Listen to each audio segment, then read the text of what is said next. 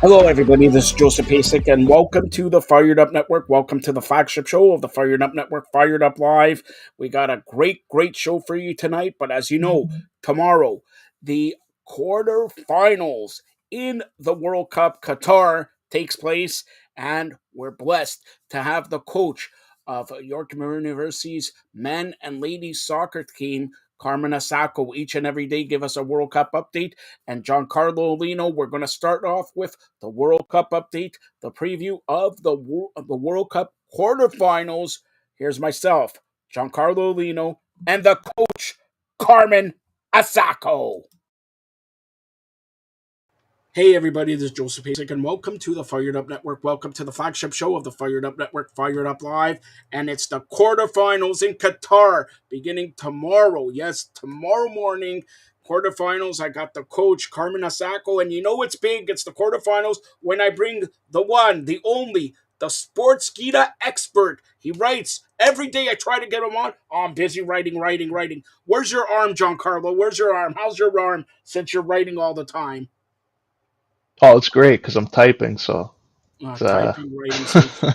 All right, enough of you. All right, uh, I'm Spanish. We have Moroccan in our family. All right, Carmen, I'll start off with you because I tend to gloat about Italy not being in the World Cup. So I'll give you your 15 minutes to gloat about Spanish. Can't score a goal. They can never score. They can all these Spanish people can't score anything.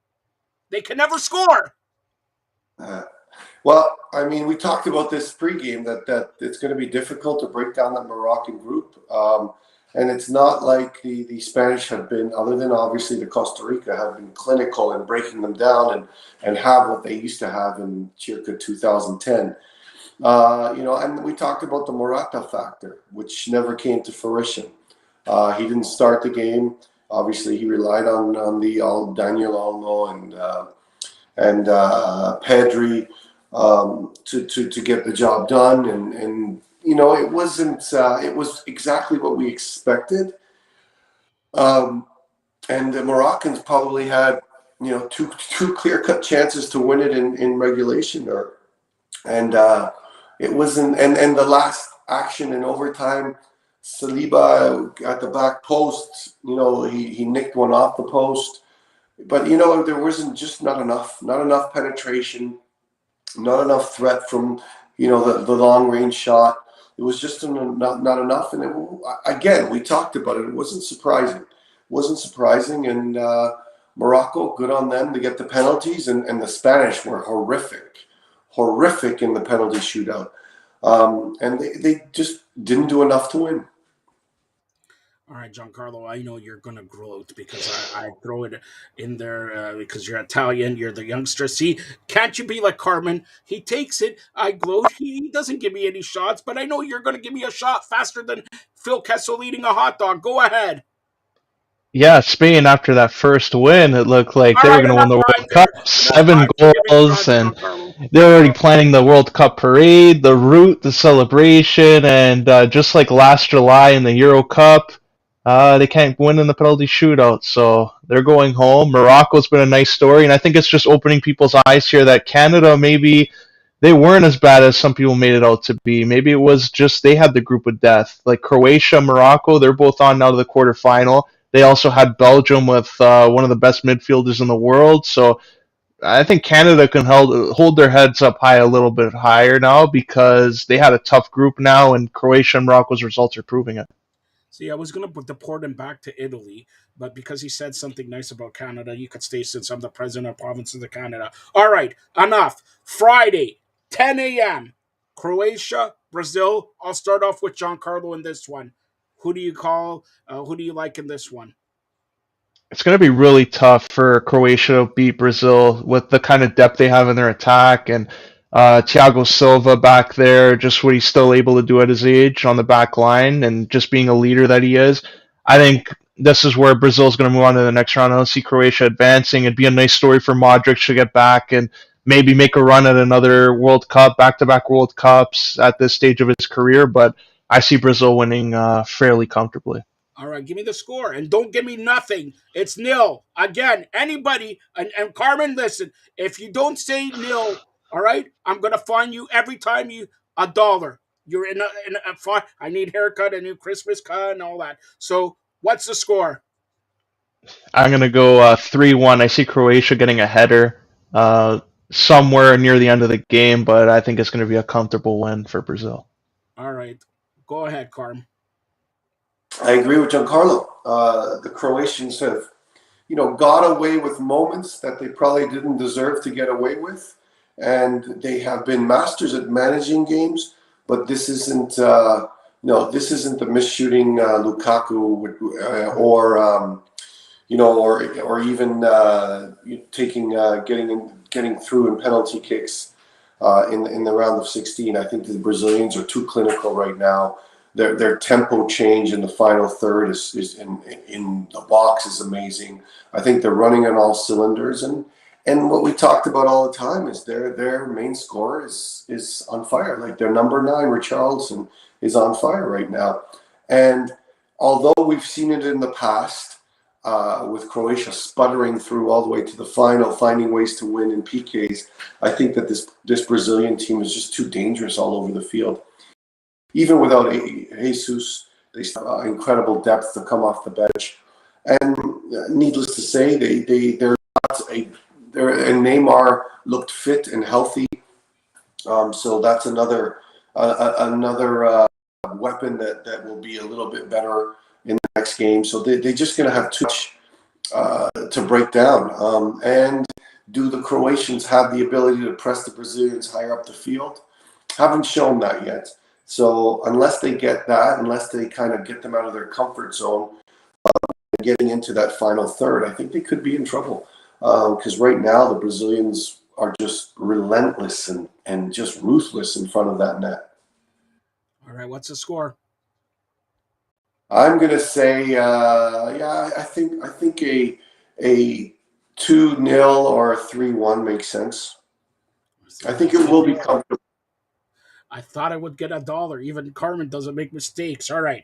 So then Friday at 2 p.m., Netherlands, Argentina. I'll start off with Carmen this one. What a great game! What a great game! I mean, not only the history of it, but I think the Netherlands have kind of earned the right to get in there, and they're not vanilla anymore. The Netherlands for a long time have been vanilla, you know. Um, just there, not a lot of fluff, and I think that helps them because they don't have fluff in the right places. Van Dijk and Ake and whoever they put in on that right side right now, the young Ajax player has been amazing in the three. Daley Blind looks like his old self, and I think that Dumfries has been a powerhouse. And obviously up top with Depay and Gakpo, and Frankie De Jong kind of pulling the strings, and everyone else kind of working hard. I think this team is going to have to outwork outwork Lionel Messi. They have to be cognizant where and when he gets the ball. And I just don't think that the supporting cast for Argentina, whether it's been Di Maria or whether it's been the young Manchester United striker, it just hasn't. Manchester City striker. It just hasn't been enough of a supporting cast. DePaul has been, okay. He's done his job, but I just don't think that the supporting cast around Messi is going to have enough to break down the Dutch. And I think the Dutch will find ways to win this game. Um, and again, I just think that their confidence level, their kind of continuity, their relentless ability to just not bore the team to death and find ways to move through Depay and through Gapco to find goals. I think that right now they've got the recipe to beat Argentina. So I'm going to call a 3-1 Netherlands win. Wow. All right, Giancarlo, go ahead. Yeah, I agree. I actually think this might be an upset here. I think it's going to be 2-1 though. I think it's going to go down the wire, and I think the Dutch are going to park the bus once they go ahead there and have Argentina that sense of urgency in them. But like Argentina, it's nice that they're here and all, but like who did they really beat? That is a huge statement win. Australia, where if the goalie didn't really make that mistake there, what kind of result are we talking about? We might even talk about them going to extra time, maybe a penalty shootout. So I wasn't so impressed with that performance out of them. I know it's all nice and all. Praise Messi and all that, but the rest of the team has to show up too. And I just think that Argentina, there's some signs here of a collapse waiting to happen, and I think it might happen against the Netherlands. All right. So, first of all, I forgot to give my pick Brazil. I think they will win 1-0.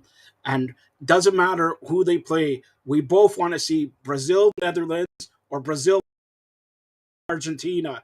If you got your started with Carm here, would you like to see Brazil, Netherlands, or Brazil, Argentina? I know you picked the Netherlands, but for the sake of football, let's put it that way. Which would One be a better matchup?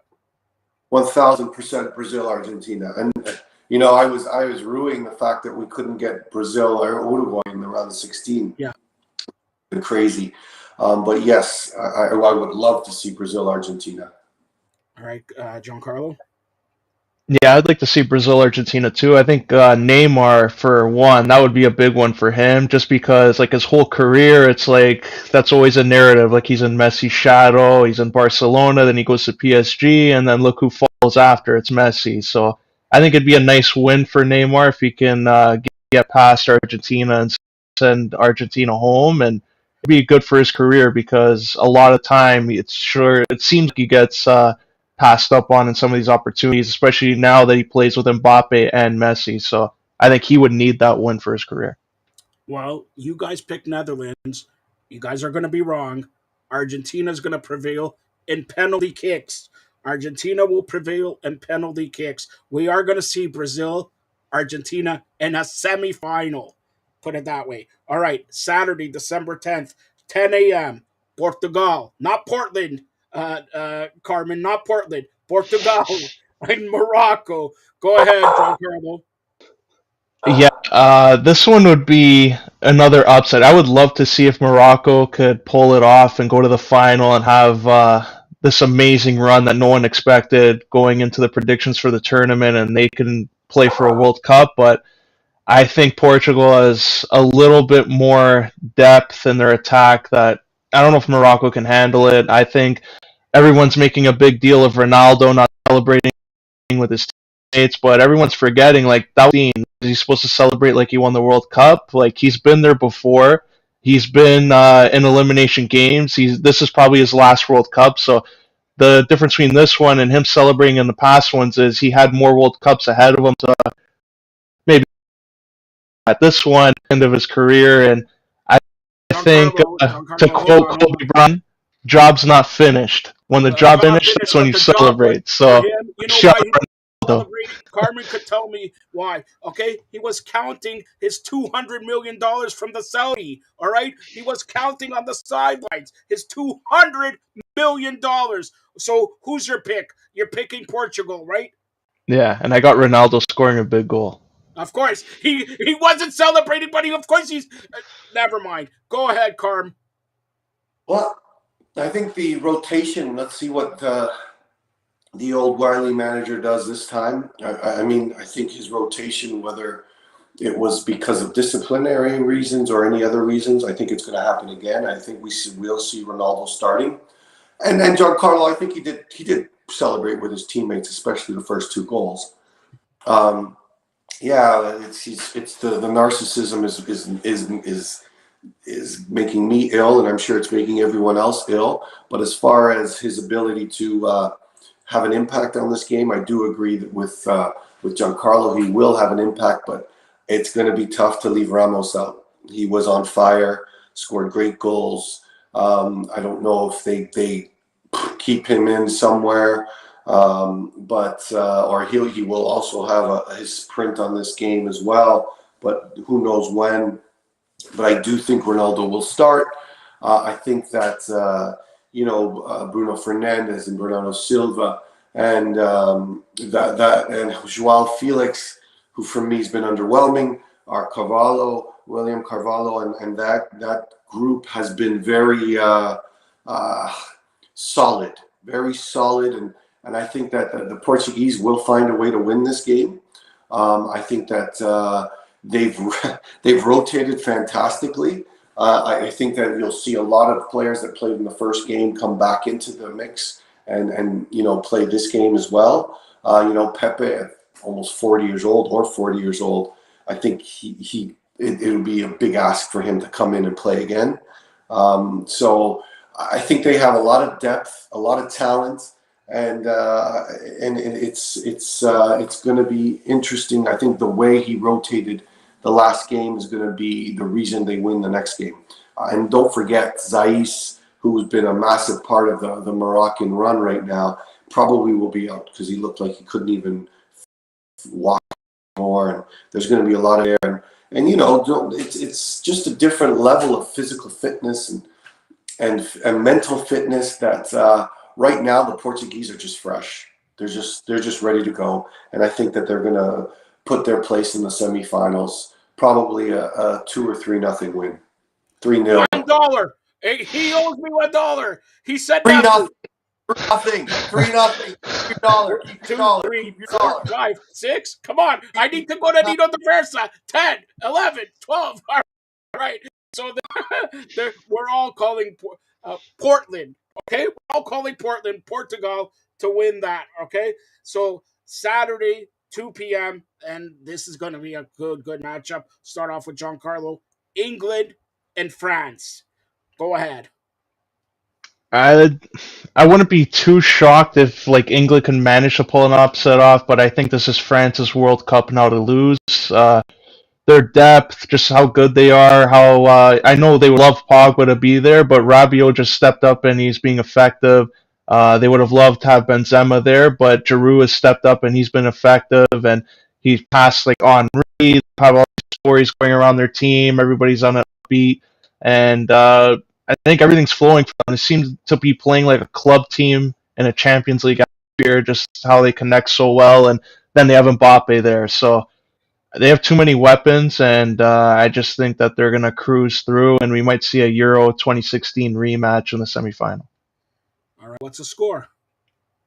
I'm going to go 3-0 for France. No way. And then the English, maybe the next time will come home. No way. You're wrong there. Go ahead, Carm. Let's look at matchups here. Mbappe versus Luke Shaw. Giroud versus Harry Maguire.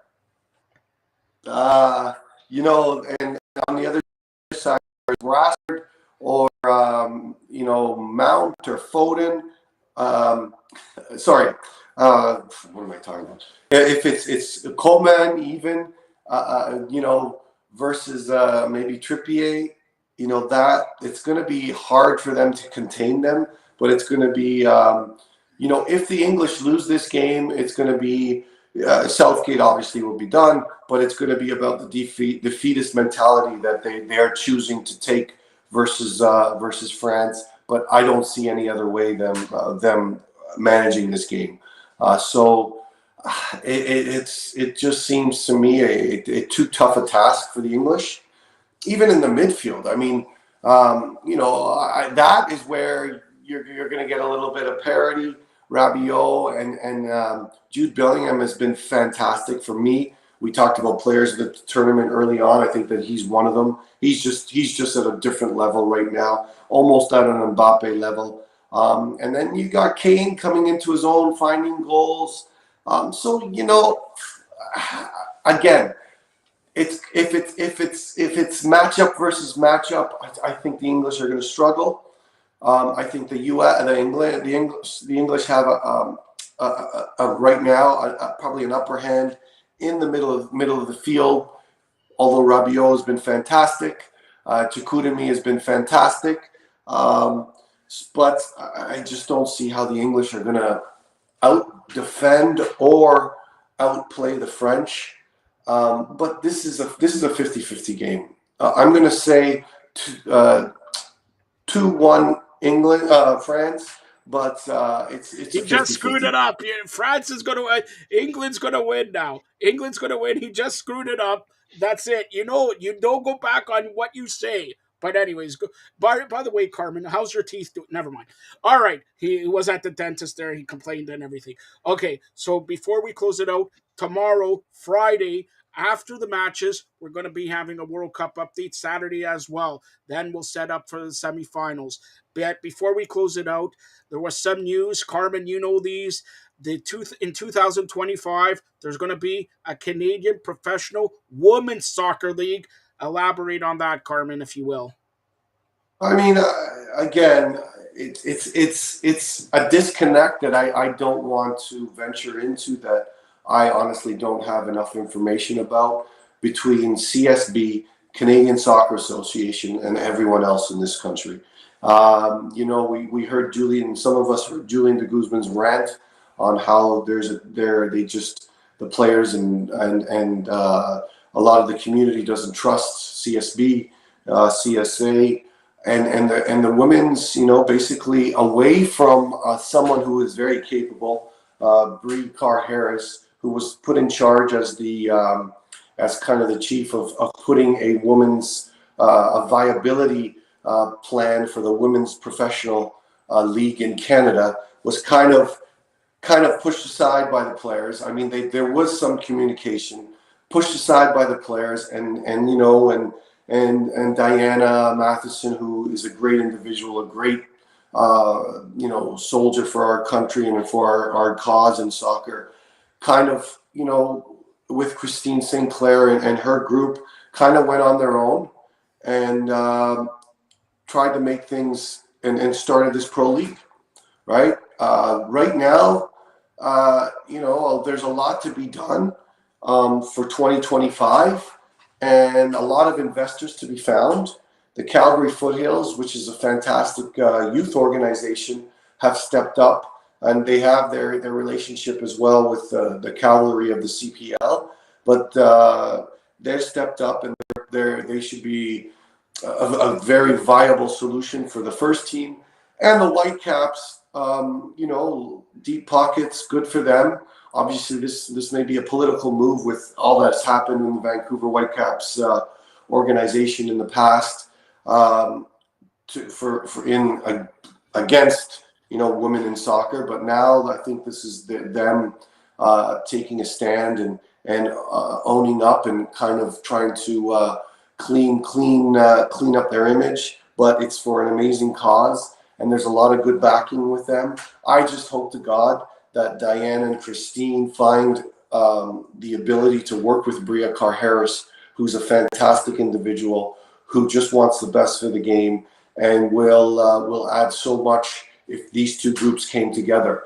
Obviously, Bria was hired by the CSA and CSB, and Diana and Christina and that group kind of went away from that and kind of did things on their own. So there's a lot of political underlines here that we don't see, but it's going to be, next year is going to be a volatile search for investors and and people investing in the game. Right now, Vancouver and Calgary is right now their only options. They're trying to find at least one team in Ontario, maybe two. They're looking out east, the Halifax area. And these are great soccer communities, and I'm 1,000% sure that they can work it out. But I just wish we find that kind of communication, or kind of work together with CSA and CSB, because for Bree's sake, and I think that she's just wants to do what's ever best for the game, and for the soccer in general's sake. Because we got to get rid of this animosity between the men's team and CSB, CSA, and the women's team and CSA, CSB. There's got to be a coming together, even the women's and men's program and everyone that is supporting them. Because as much as we complain and fight, Canada has done an admirable job in providing proper resources for both groups. There needs to be, without that relationship, without that link, it's just going to be a continuous scratch of the head. And Canada Soccer, and obviously a lot has fallen on Nick Bontis's lap, because he kind of was elected into a situation that existed for many years. He needs to kind of just uh, get all the information and see what he can do to make things better. But number one thing to make things better is to close that gap between the players and Canada Soccer, Canadian Soccer Association, and CSB. We have to close that gap. We have to stop pointing fingers. We have to get to the table and work out a proper solution, because we're much stronger. And a lot of administrative hurdles and a lot of things that happened through the business-like preparation of the CPL came through, CSB and CSA solutions. So the ladies' league, the women's league, should use this as making their league stronger. So I pray that they both work together. I pray that the strength of a Diana, Bree, and Christine makes this thing so much stronger. But you know what? Right now, it's time to celebrate that we finally got a women's league. We talked about it on our show that would be sooner than later, and it is. And we have a light at the end of the tunnel, and we have a home. The most important thing is we have a home for so many, so many, so many great young players in Canada right now. And don't forget, the Ladies Women World Cup happens next summer in Australia. Also, I'm gonna let the cat out of the bag. I know millions and millions of Johns are listening and watching this show. They're not in the washroom. They're listening to watch. I heard a little birdie told me that Toronto is gonna get a team owned and operated by some guy named Tannenbaum, and they're going to announce it next year when that same person will unveil that Toronto has a WNBA team. That's all I'm saying. Toronto, WNBA, Toronto, ladies soccer and all that. So, and by the way, since we're on this, Carmen, the CPL. What do you hear more? They talk about expansions and the CBL expanding out east there. That's the Canadian Elite Basketball League. What do you hear from the CPL? I mean, you got to understand the CPL bunch is a very um, I wouldn't use the word cautious. I would just use pragmatic in bringing in the next group. Obviously, Vancouver and Rob Friend and Josh, former players, have done an amazing job working with appropriate people to get the system up and running and efficient. I think that they'll be very pragmatic in bringing their next group in. We saw what happened in Edmonton with Fath, and that was kind of an unfortunate situation. So they don't want that to happen. They're going to be very, very pragmatic in who they bring in next. But the obvious elephant in the room is Quebec. How are we going to get a team? And I was in Quebec City with at Université de Laval with the women, and the stadium out there is fantastic. The community out there is growing, and I think that it would be a perfect place to have a CPL team. And there's other options in around Quebec area. Obviously, it's the Montreal area is dominated by CF Montreal, but that right now is the elephant in the room. How can the CPL and CSB find that appropriate franchise in Quebec?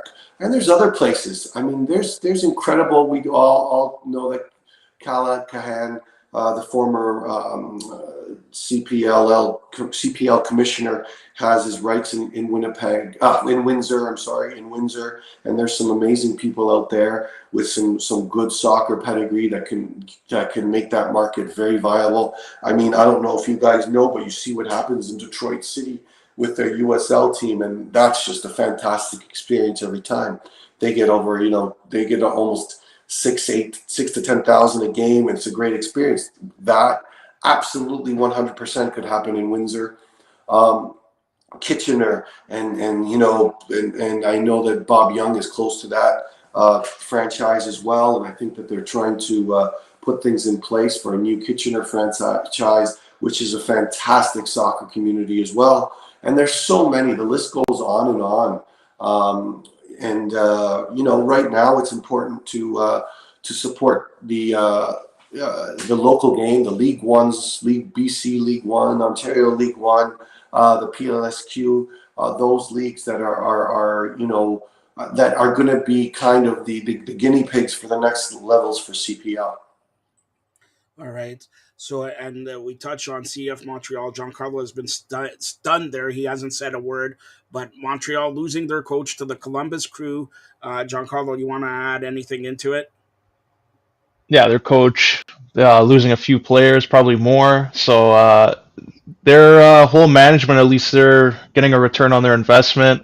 I'm sure Vancouver, if they had to redo that draft, they would take Alistair Johnston instead of Ryan Raposo, just the kind of career he's had right now. But I think what just the amount of money they made, Nashville from Montreal, then now Montreal making it from Celtic, I think everybody's returning on their investment there. So it just shows that they got capable people in charge, and maybe it's going to be a framework going forward of producing more Canadian talents, and they're going to be looked at as kind of like what some of the German teams are with young German players. That other leagues across the world, they're going to look at this team as being a staple for Canadian players. So that's a positive sign.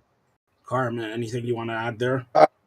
Good about the next phase of the Joey Saputo kind of like right now. You saw the reactions of the fans when they changed the whole new branding.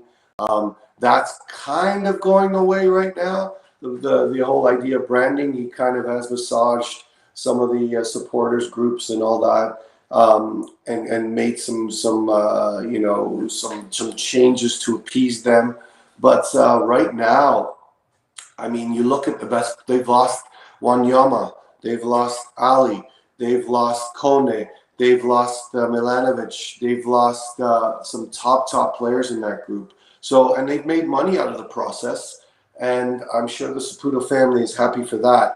But I mean, the Saputo family, who've been a staple in the Montreal area for professional soccer, have earned the responsibility to make sure that you have a good product on the field. And you just lost Nancy, the coach, and that wasn't a big secret, because a lot of people had to kind of talk Nancy off the ledge during the season, because Joey's not the easiest person to work with. And he's done amazing things for the community in Montreal, but he wants it his way. He wants it his way, and his way has been very successful on and off the field. And he's accountable to not only he's accountable to his company, his family's company, yes, but he's accountable on making it successful. And he has his recipe to make that successful, and let's hope it doesn't cause kind of the demise of that that second place finish for Montreal and how well they did in the playoffs and their run there, which was fantastic. So they've lost some key players. They've made some good money, but moving on, let's see how things move forward and how he appeases the big fandom that is Montreal. All right. So we're going to close it out. We're based out of Toronto here. A lot of rumors. Sorry, Joe. A lot of rumors that Bobby Smirnos is going to be is one of the front runners to take that job in Montreal. In practical sense, that makes absolute sense. But there's also rumors about Nesta. There's also rumors, and you know what? Bobby's a hands-on type of guy. Him and his brother have kind of built that whole Hamilton with the belief in the Youngs and the Scott Mitchells for sure. But they've built that Hamilton into something special. So number one, it's going to be hard for them to give that up. And number two, they're going to want to have a lot of control and obviously we know that Joey's not the giving control type. All right. Finally, we touched on Montreal. Let's touch on Toronto. Anything you hear from Toronto FC, Carmen, and then Giancarlo? I've had a quick. I had the other day. I had a quick conversation with Bill Manning, which was full of enthusiasm. Full Did you tell him about of Fired Up Network? Did you tell him that Giancarlo wants to interview Bradley and everybody? Did you tell him about that? like I said, it was a Who short pays your conversation. salary here? Come on, you gotta come on, Carm. Was there a job offer involved in this? No, there's For no. No, no, First of all, no. I'm gonna cut this off. Here, hold on.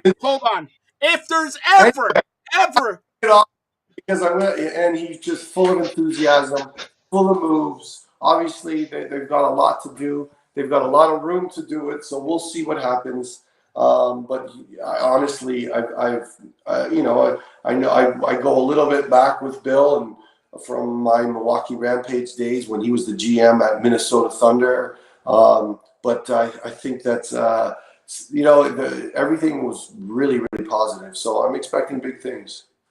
don't lie, Carm. All right, Giancarlo wants to know, and I'll tell you. But No, no, hold on.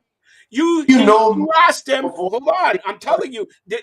We're going to get to this. You asked him, can he see the Grey Cup ring, and he it out. You wanted a cup ring. That's what you guys talked all the time. All right, Giancarlo, stop spreading rumors, man.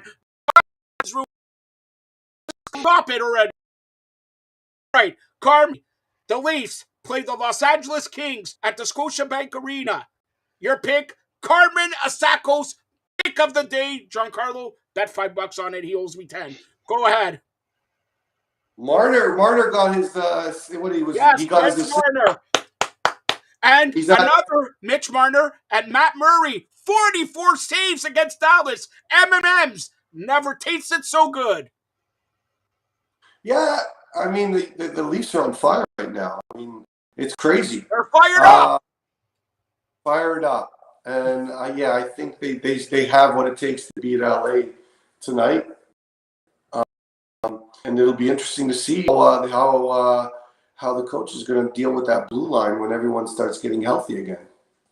See this guy, Giancarlo. Do you have any hockey, baseball, basketball, wrestling, any curling, any tennis, any questions for Carl Sacco? Go ahead.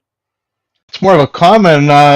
All the Mitch Marner haters are a little silent as of late, I've noticed. What happened, all that talk of, oh, he's not good, trade him, he's a cancer to the team, he can't hit, that's what wins games apparently, not goals. So I find it ironic that everybody's praising him and in Twitter and everything and all their articles in the media, but 3 months ago, there was a different tune. So I'm sure he has a lot of receipts that he's going to be sending out to them when the Leafs eventually have success, and he's a big part of it. So backing Marner once again because he's a big part of that team, just as big of a part as Matthews is. Giancarlo, of course, adds nothing to what Carmen said. All right, Giancarlo, start us off. Tell everybody how to get a hold of you.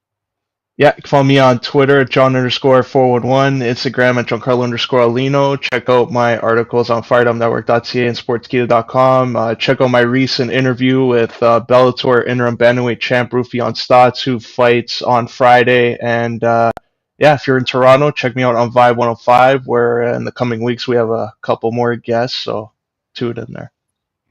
All right. And Carmen Asako does not want to be reached, but we can reach him at Nino Daversa this weekend, where he promised he owes $15. He's going to take me out for that meatball sub and everything like that. All right. And his pick of the day is the Maple Leafs. You got nil chance. Me meeting you at Nino Diversa. Nil. Zero chance. Zero chance. Wait. Say it right. Say it as John Freeman Nelson, Nino Daversa. All right. You're going to take John Freeman Nelson out for Nino Daversa? If I see John Nelson in Toronto, I would love to take him out. Well, Hold on. The guy cuts from Atlanta, and you want to take him out. What about me and Giancarlo? We're from Toronto. You don't want to take us out? Well, that should tell something about yourselves. All right. Stay tuned for more great programming here on the Fired Up Network. Thanks a lot, guys. Thanks. That was a great World Cup update, preview of the quarterfinals with the coach, Carmen Asako and Giancarlo Lino.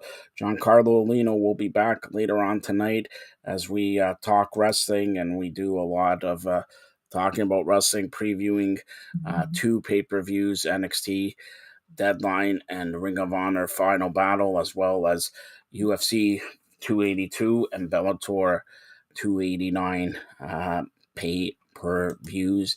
And of course, just looking at the Leaf game here, 2 minutes left in the first period.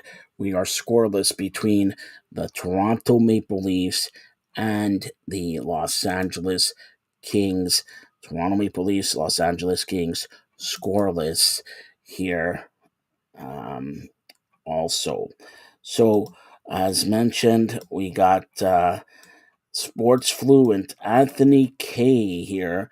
Anthony K is going to do crunching the numbers for us.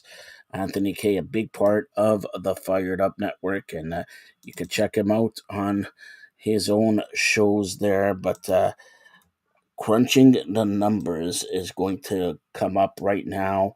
Here is Anthony K. Holy smokes, I'm no joke out the bullpen, bringing nothing but heat, leave you hanging like clothes. Welcome to Crunching the Numbers. I'm Anthony K. You can find me at sports_fluent. This week, we're going to go through the numbers as we always do against the spread. We'll give you the percentages, strategy. We're going to give you some over-under trends that we've been asked to discuss. I'm going to do my pick 5. And of course, you can find all your picks on sports_fluent, IG, Twitter, TikTok, or DM me on any of those platforms, or email me at anthonyk@sportsfluent.com. Last week, we went 10 and 5. I believe there's 15 games last week, if memory serves. But we got 10 right. That's what I know. There might have been 13 games. I just count the right ones because, like any good shooter, you forget your misses. We got 10 right last week. So, and then, like I said, we're going to do our top 5. So here we go. We're going to start right off the bat. Against the spread, away teams, it's changed a little bit. It was 50. Home teams won a couple extra games last week. Now 93 and 96 and 6.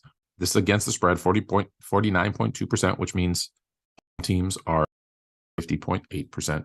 Favorites against the spread are 45%. The dogs are 54, obviously 0.5%, 103 wins to 86 wins for the favorites. So dogs are winning more against the spread. Away favorites, 43%. Away dogs, 53%. Home favorites, 46%. And home dogs, still your best bet at 56.6%. Keep an eye on those home dogs as they're winning close to 60% of games against the spread. The over-under that you asked about, here we go. Overtime games, we've had overs 5, unders 8. So 61.5% of overtime games are unders. Non-overtime games, it's a little bit closer. It is 79 overs, 100 unders, which is 55.9% for those wondering. And then just all games, so including just mashing them all up together, 84 overs, 108 unders. So 56% of the time, it's an under. That's the type of season that we've been having in the NFL. All right, so what you've actually, the reason you come here, here's our picks, hot off the presses. Here we go. So we've got, in game 1, the Thursday nighter, tonight, so hurry up and get it in, the Raiders at the Los Angeles Rams, -6 for the Raiders. Hey, they got this by a touchdown, if not more. I'm taking the Raiders. I'm taking the favorites on the road in this one. Then you got the Bengals hosting the Cleveland Browns. And the Bengals are also -6. Deshaun Watson's second game. It's a divisional game. They're going to put up some more points than they did last week, but I'm going with the Bengals -6. They're good for at least winning by 10. Houston. So here's the one I say proceed. on the caution.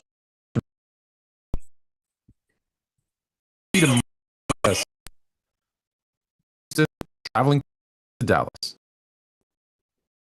17-point favorite at the time of recording this show.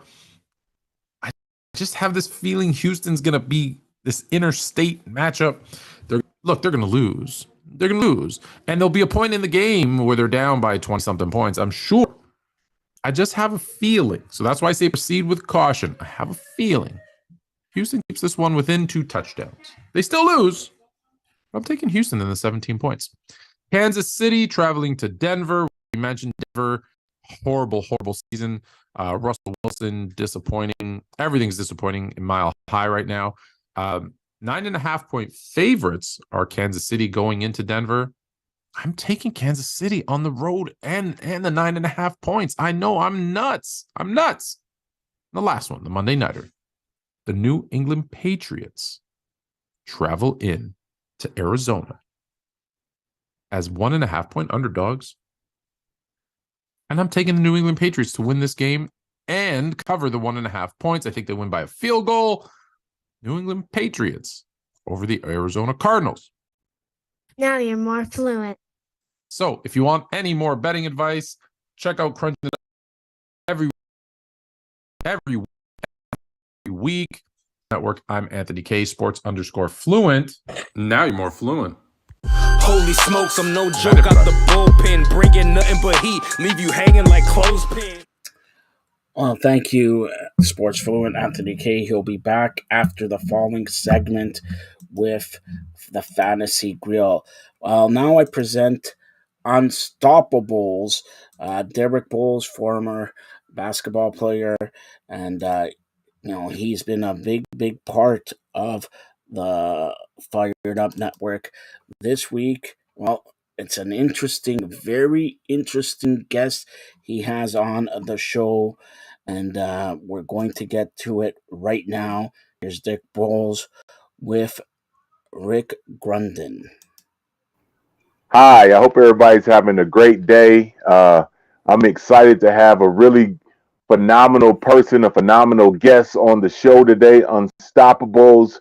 I would like to introduce you to Rick Grunden. Rick, how are you doing, brother? I'm doing fantastic. I'm so grateful to be on here with my friend. It's been a long time coming.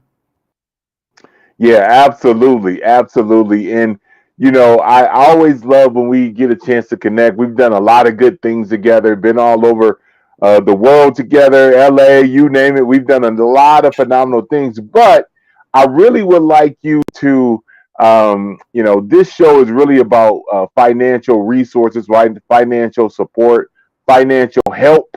And I kind of want you to give a little bit of background of what it is that you do. Man, I give cash. That's my whole thing. Is I give cash. I find ways to find people that we do all the start a business bank, many other banks around the country, because nobody in the banking world wants to have a new person come in, bright-eyed and bushy-tailed, a fantastic, great idea that is not proven, and they're like, I want money to start my new idea. People literally do not want to have that person sitting across them. Our company does all the traditional lending for businesses who want to expand and get new leases. We do all the traditional business lending, personal lending, but what we specialize in, what separates us as our niche and our superpower, is getting money for brand new startup businesses. And that's why all these major banks do 100% of funding through us. And so we find amazing people. If they're not wanting to start a business, I also show people different unique ways that I've discovered for bringing in cash, unstoppable amounts of cash coming into your life. And the unique pitch on that, lots of people show you how to make money, but I do it with systems where you can actually have time and financial freedom. It's one thing if someone shows you how to make a lot of money, and I think you know that I used to run the largest accredited only investor group in the world. And that means that the government gave a title. It's not, we've heard of accredited universities, things like that. It means that they are, gone through some program to be accredited and qualified. All it means in the U.S. is that for someone to be accredited just means that they've got money. So they either have to have $1 million net worth, excluding their main home. This is a new law that was put in by Obama saying, for that couple home years ago for, $300,000 and now it's worth, that doesn't qualify you. You have to have dollars net worth, excluding your main home, or make $200,000 per year as an individual for the previous 2 years, not new money, but previous 2 years, and expect to make the same or greater than the current year.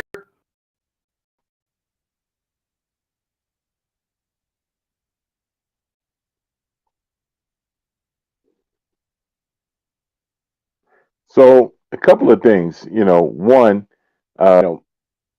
moving, right? When you're changing where you're living and, getting all the, moving is a very stressful thing.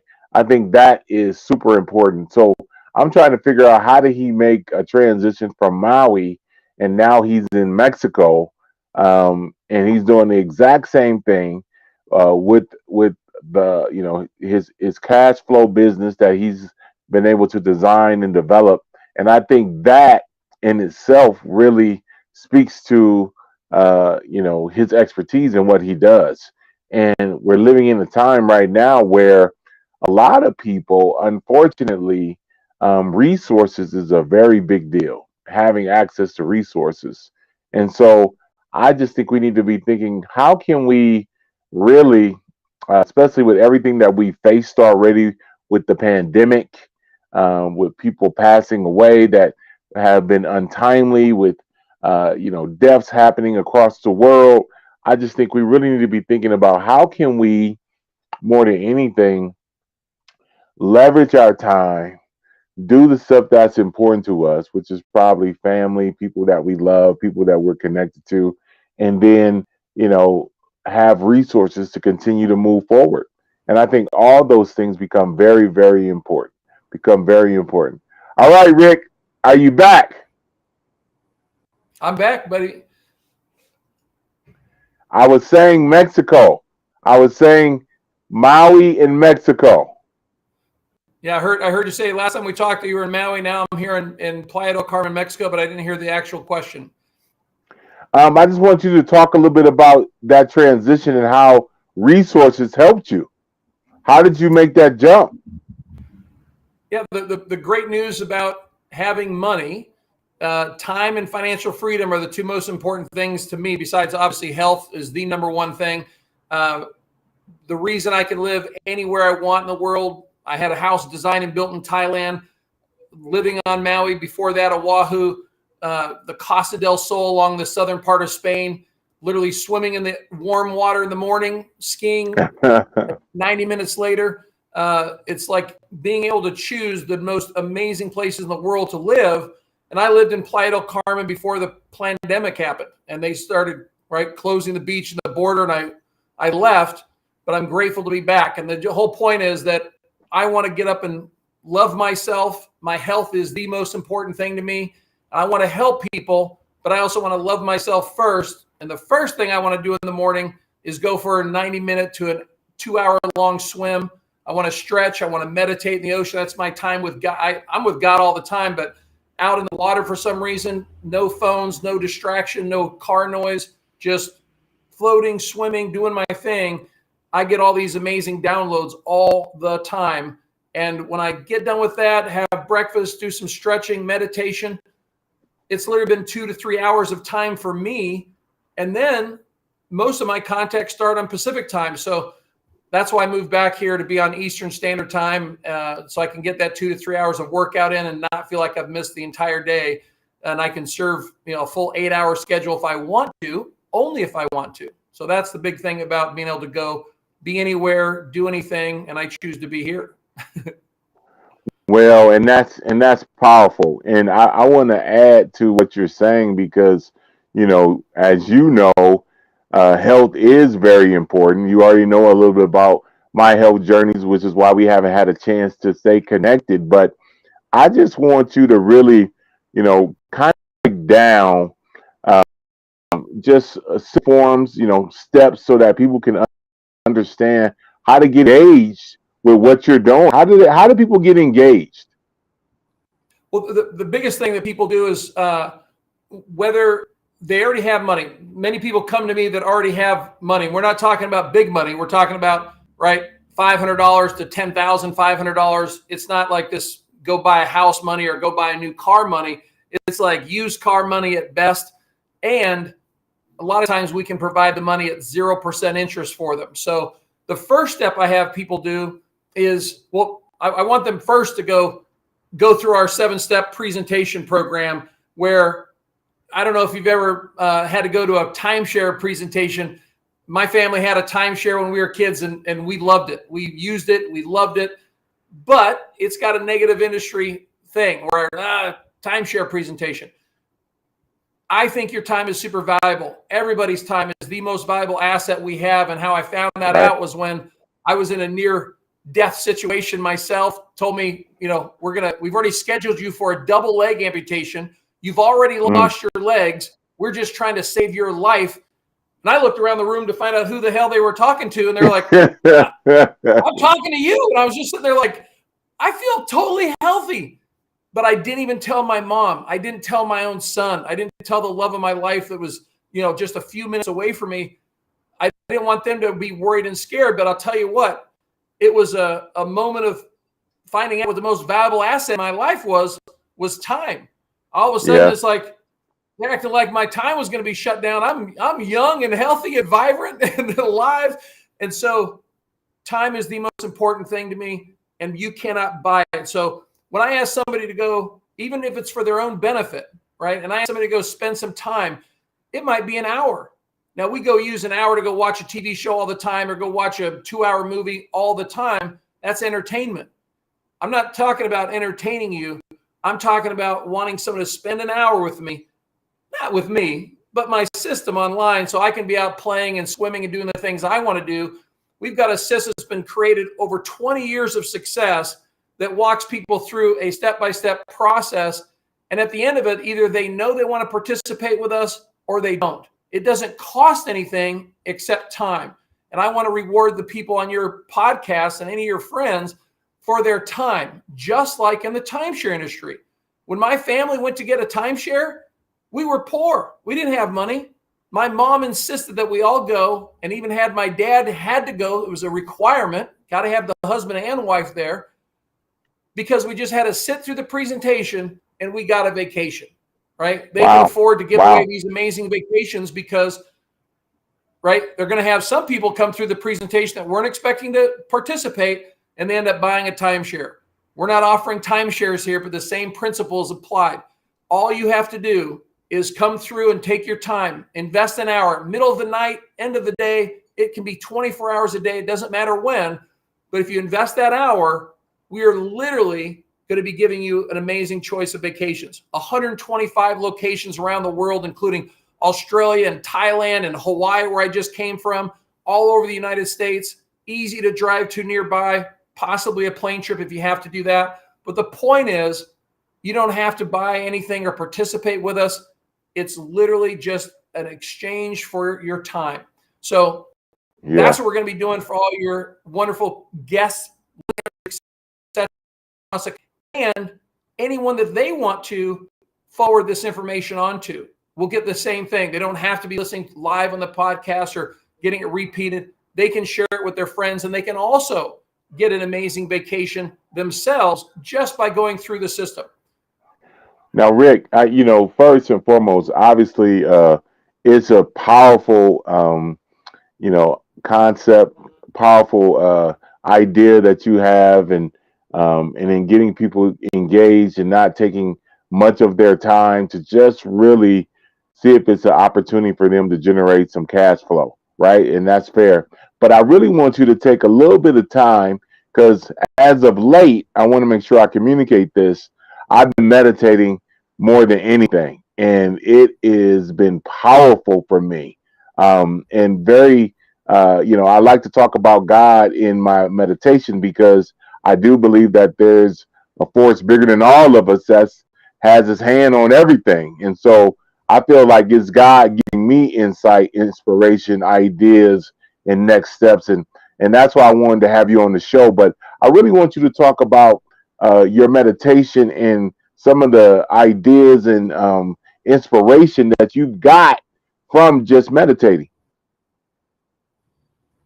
Amen. Well, I was in a situation of being on top of the world financially, time freedom, loving what I was doing, contributing to the world in such a way.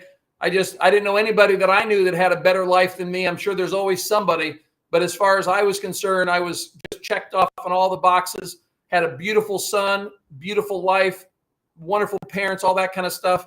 And I was in a domestic bank scandal.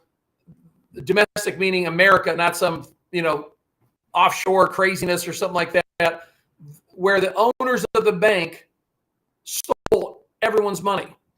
And Wow. I came in from a lunch, assistant smiling, and he's handed me 5 messages. I was on a 2-hour lunch with some clients, having a great time. And I see one from my mom, my son, a couple other people I knew. But one of them was from the FBI. I ended up getting on a phone call. They asked me to be on a call the next day. And I'm sitting there like, I've got no issues to be ever worried about getting a call from the FBI. I've been asked to be a witness for the FBI numerous times. The SEC, the IRS. I've been flown into 26-member grand jury, to be a witness for them. So this is not a threatening phone call. I just pick up and call. When I got on that call the next day, they told us, everyone on that call, who were all the bank account holders of this bank, that regardless of how much money was in our account, and I was blessed to have just finished an event, meaning when I present and bring in large capital for different projects, I just brought in over $62.5 million into this bank. Wow. After a 9-day event with people that paid $26,250 for a ticket. I don't take any of the ticket money. They use my company's reputation and opportunity for people to be able to participate in our super high return investments and things. So that's why there was so much money sitting in a single bank account. Was we just finished that event, gave people a 3-week deadline to participate, and the bank stole $108 million from everybody, but $62.5 million from my company's account. And thankfully, I was sitting down, because I guarantee you this big man here would be just passed out on the ground. I saw the walls. I thought, like in those drugs, I don't smoke, drink, or do drugs, but I thought, man, that's as close as I've come to feeling what that must feel like when the walls go liquid. So I had a readjustment in my life where suddenly I didn't have any money. I didn't at all, because of the domino effect of one thing going into another big thing, and it was just a nightmare. I ended up not just being broke, which a lot of people are like, oh dear God, I wish I wasn't broke. I was praying to just be broke, because I was left over $2 million negative, and sitting here just like I only had a few bucks left on a credit card. All my money was eventually, every house, every car, everything. I became homeless. I had to live in the LA shelter. I used to have $110 million net worth. I'm not a dumb guy. Go bad investments. I had my money in a domestic bank and found out that all that is protected in a U.S. bank, FDIC insurance covers only the first $250,000.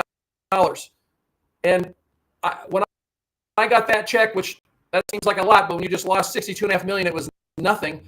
And the woman, I kid you not, when she's sitting there handing me this check, she's like, whoa, you're one of the lucky ones, because the law just changed recently. Before it was just $200,000. So here's that extra $50,000. And I just was devastated. All that money was burned. All that money was gone.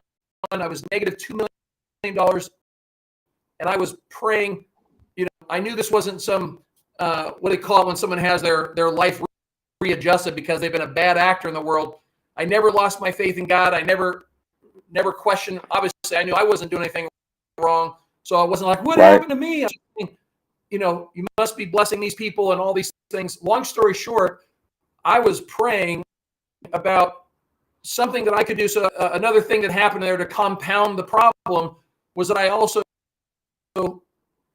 totaled a car with my son in it. My most precious cargo. I wasn't speeding, didn't fall asleep at the wheel. It was a crazy freak accident. I was going 30 miles below the speed limit and still had this crazy accident due to a water-related injury. My point is that I was left as a championship athlete, great physique my whole life, and suddenly I was left 100 pounds overweight. And then I had a slip and fall accident at that elevated weight that I wish was captured on video so we could make some money from all the viral video of people watching me fall down in this huge hole. But I permanently injured my back. I hurt my knee, my head, my wrist. Wrist was injured for over a year. But my back injury, L5, was a permanent injury. So there's nothing we can do for it. I've already had 13 some odd surgeries by this point. There's nothing we can do for you. And I was left bedridden at 475 pounds and just kept going up. I had to have guys come over, the big guys, to help me go from the bed to the toilet. Thank God I didn't have to have any help in the bathroom, but it was still very emasculating, very depressing. And I got to 634 unmovable pounds and was just not at the end of my rope. I was never suicidal. I was sitting there just obviously very upset, never suicidal, but praying to God, like, how on earth can I solve this? And first thing that came to me was water. That with the water buoyancy helping me, because there was too much pressure on my body, my back, everything, I could not move, I couldn't work out. But God said, if you're floating,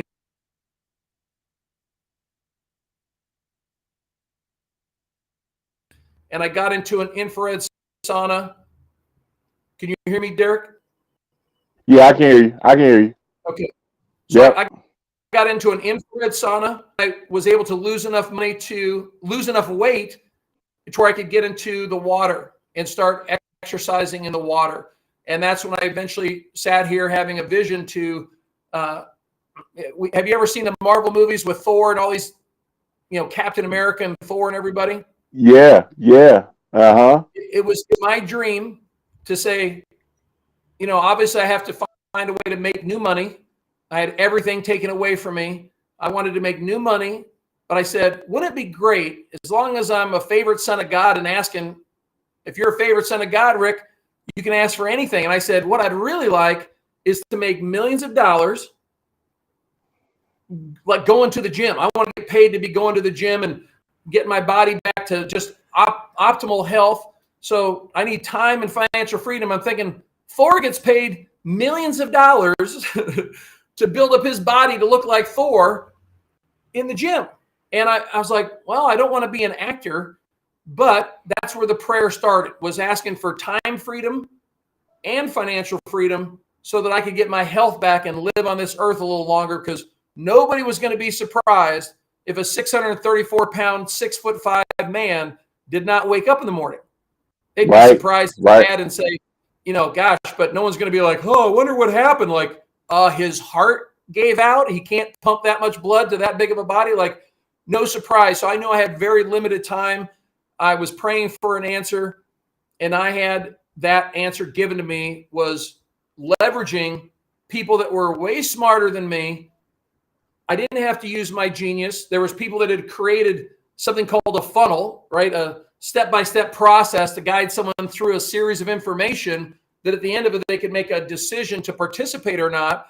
And they had a marketing team that did over $10 million worth of ad spend, meaning these are the best of the best as far as driving targeted traffic to that funnel that drives people through the information process. And at the end of it, I said, well, okay, so I got a bunch of leads coming through, but what then? They said, we've got people that are going to be sitting here answering.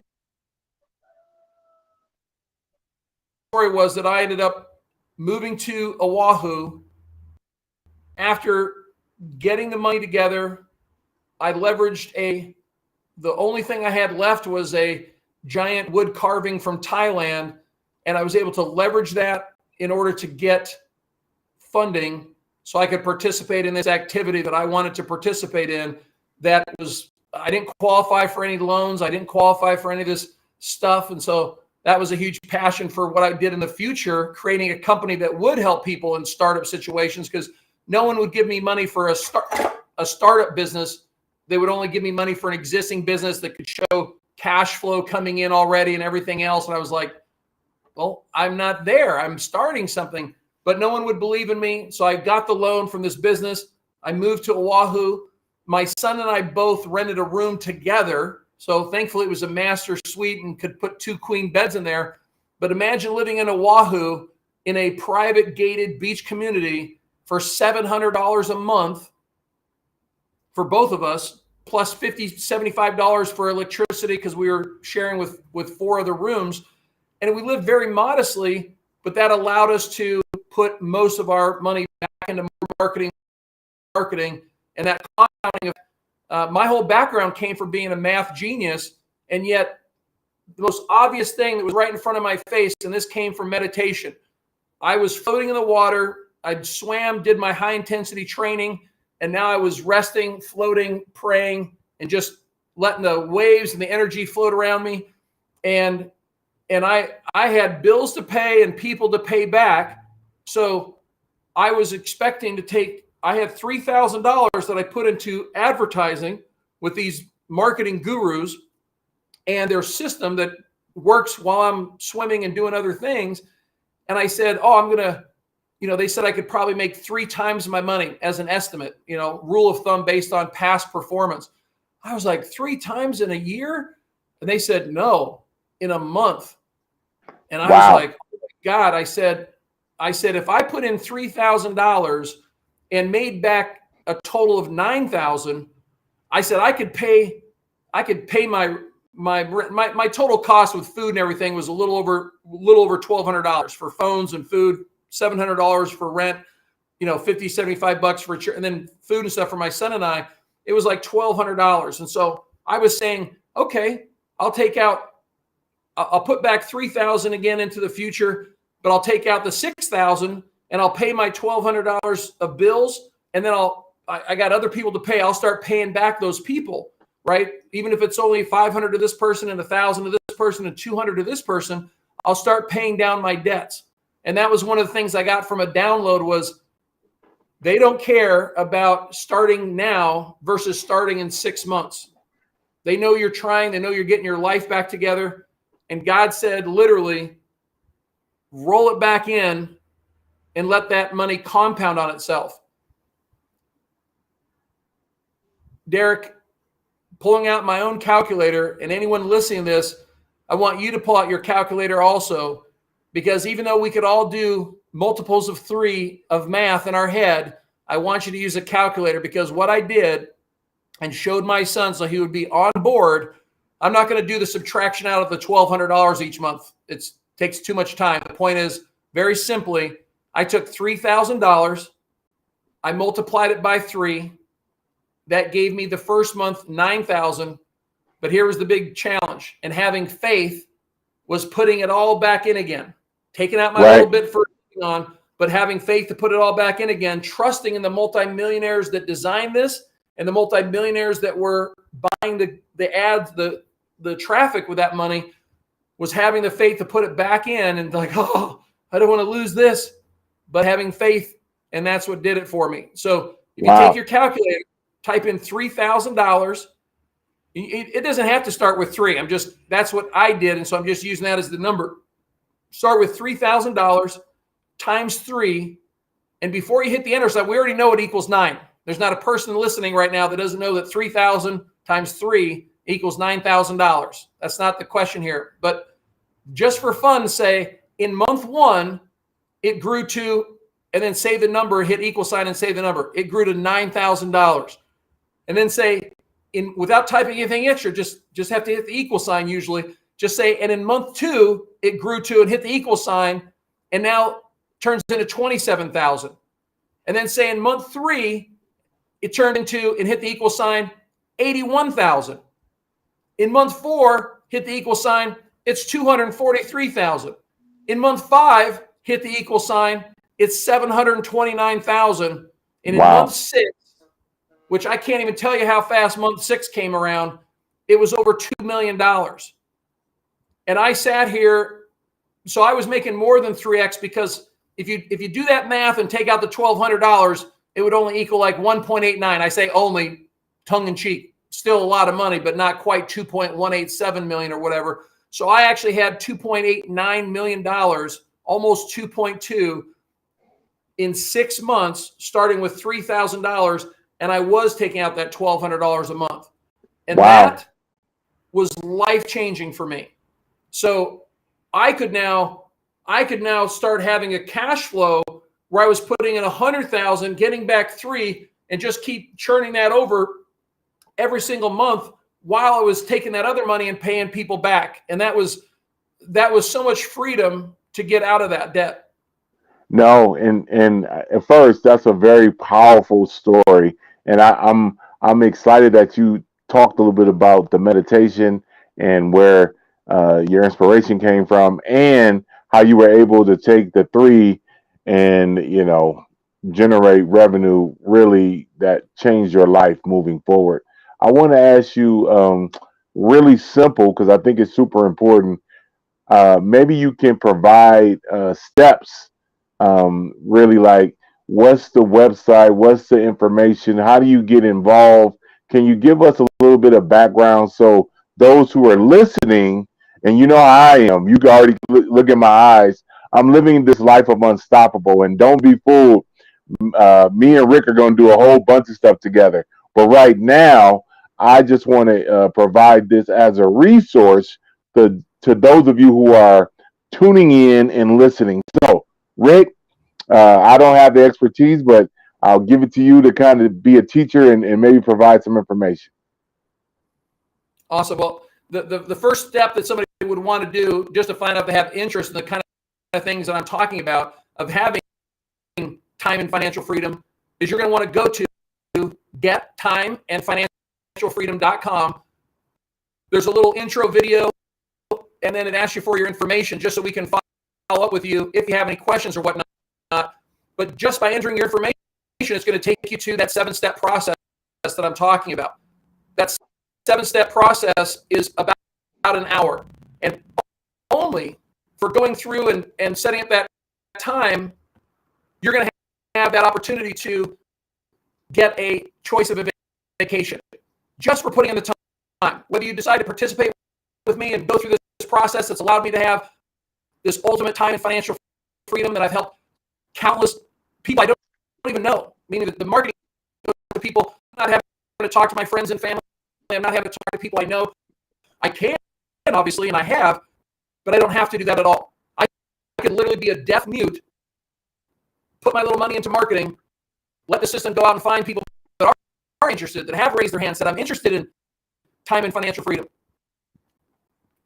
All of a sudden, the bottom line is people can go in and say simply, get timeandfinancialfreedom.com, put in your details, and then go spend an hour going through that process.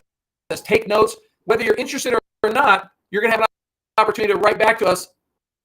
Right? My phone number is on that site. You can text. You can call me on WhatsApp. You can do anything you want to do to get a hold of us.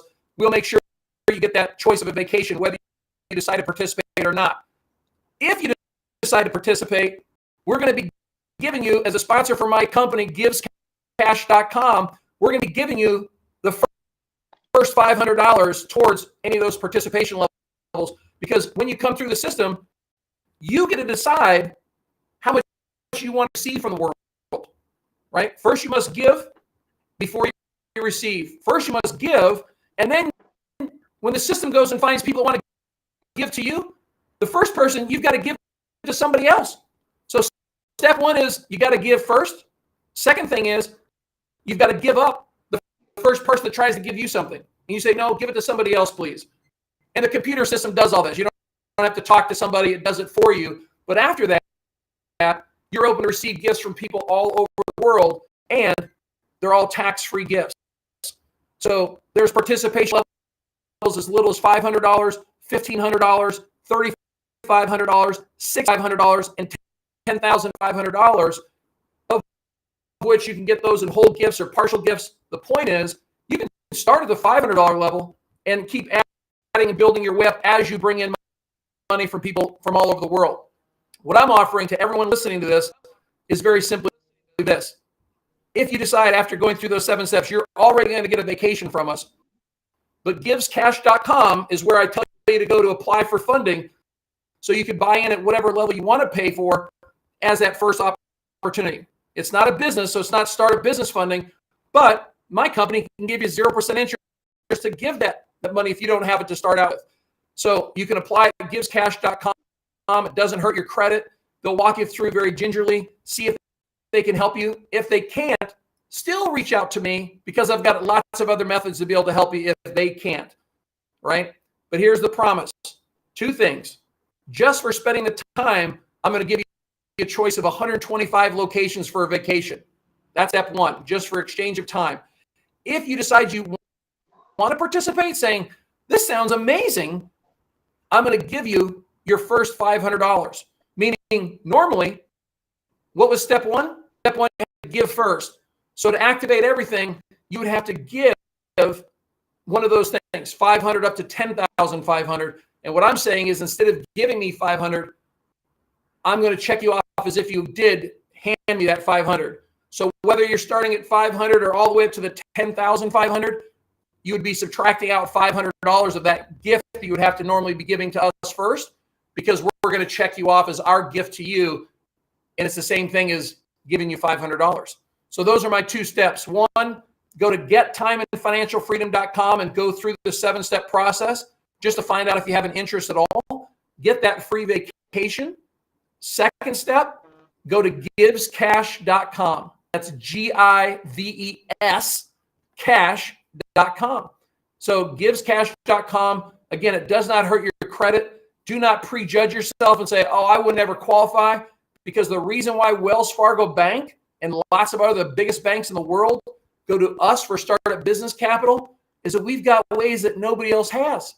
That's why we're so top in the world and used by the biggest banks, is because we can say yes when most banks say no, and it's at 0% interest. So those are my 2 big steps there for people to participate. Okay, no, that's great. That's great, and like I said before, I'm excited, and I'm excited that you're at least sharing information for people who realize the importance of having cash flow and the time opportunity that it creates, and the freedom that it creates, and the ability to not have your revenue controlled by a president or a CEO of an organization. And so everything that you're saying, very empowering, very supportive and helpful, and I love your spirit. And so I got one more thing I want to talk to you about, and this will be my last question for our interview today. Talk about how you lost that weight. I mean, I'm looking at your body right now. You look phenomenal. Yeah, your arms look good. You got on, nice gear. And so, how did you lose that weight, man? Because as you can tell, I've lost a little weight too. But I'm trying to figure out, how can we get people who are getting ready to go into the holidays, Thanksgiving, Christmas, New Year's, how can we get them prepared to have a long lasting journey? Yeah, so 90 plus percent. So the reason why I got heavy in the first place was because of immobility. And then, normally let's just say I got mentally weak and put on a bunch of weight, whatever the reason is, I would normally be able to go back to my athletic background and be like, oh, I'm going to go work this off. I'm going to eat right. I'm going to exercise my butt off, and I'm going to get to the result. And I couldn't move because of my back. I couldn't be on my feet. So I sat here, got into the pool. So the first thing I did was I did use an infrared sauna, which is a medical device. So I was able to get a doctor to give me a prescription so they could write it off my insurance plan, and my insurance paid for it. But you don't have to have an infrared sauna. That was helped me because I was so massive, over 600 pounds massive. So they wanted me to burn off me without, because I couldn't get into a pool yet. I couldn't get mobile even to get into a pool. Even the carrier that lifts you and puts you in the pool couldn't hold a 600-pound person. So even the weight assisted thing, they said, you'd have to walk and get in the pool. And I couldn't do that with my body and my back at that time. So I had to lose a bunch of weight first. But here's, for most people out there, there's very few people going to be on the phone call that are 600 pounds or anywhere close to that. So the number one thing that I got involved with, Derek, was something called intermittent fasting, which I'm a guy that grew up on a ranch. We grew all of our own fruits and vegetables and meat, and we ate, 3 main meals a day, but we had snacks, right? So I was eating 5-6 meals a day, incredible shape. And I just thought you needed that in order to live. And so I started doing intermittent fasting, which is a period of time where you have a window that you're eating. A lot of people do from like 12 to 8 or 12 to 6, like a 6 to 8 hour eating window. And that's usually where people start. I started from just a 2 to 6 hour window because I rarely was hungry. I was a very high energy person. So I only ate between 2 and 6 p.m. And then I wouldn't eat the rest of the time, just drinking lots of water. And that for me worked out great. And then I started realizing that, I was eating starting exactly at 2. I would eat, take me about 20, 30 minutes to eat. And then I remember I'd start eating at 5:30 so I could be finished by 6. And I seemed like I was forcing that second meal down. I wasn't hungry at all, but I'm like, I got to eat because my window. And I read about people just doing 1 chew a day. Chew means eating. Sometimes I'll have a smoothie or some kind of blended, drink or something to start the day. Very rarely, but sometimes I do that. But that's what I did. And I just went to 1 meal a day, very healthy meal, making sure that I learned about food combining, that steak and potatoes aren't supposed to go together. I didn't know that my whole life. Always had steak and potatoes, but I would look up and learn a little bit about food combining. And those 2 things are the most things. I just drink water. I've never put a person to smoke, drink, or do drugs. So it wasn't like I had to give up my habit of Coca-Cola or something like that. That's one of the biggest. Soda pop is one of the biggest, whether you call it soda or pop or whatever. Those 2 things are one of the biggest things that they put on lots of excess weight, calories that don't need to be there. But yeah, drinking lots of water. I do drink special water. So I have a hydrogen machine that makes water, but that wasn't a key factor. Just any type of clean water should do the trick, but water's not all created equal. I would highly look into hydrogen water, but yeah, lots of water, moving. So swimming was my movement because I couldn't be on my feet. I ended up getting this near fatal bacterial infection in my feet. So I couldn't even be on my feet, and I still needed to lose weight. And so I was sitting here just being able to get into the water.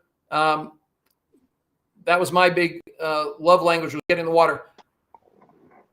Well, and again, like I said, what you were able to do, and this is why I want to continue to support you and provide opportunities to share information.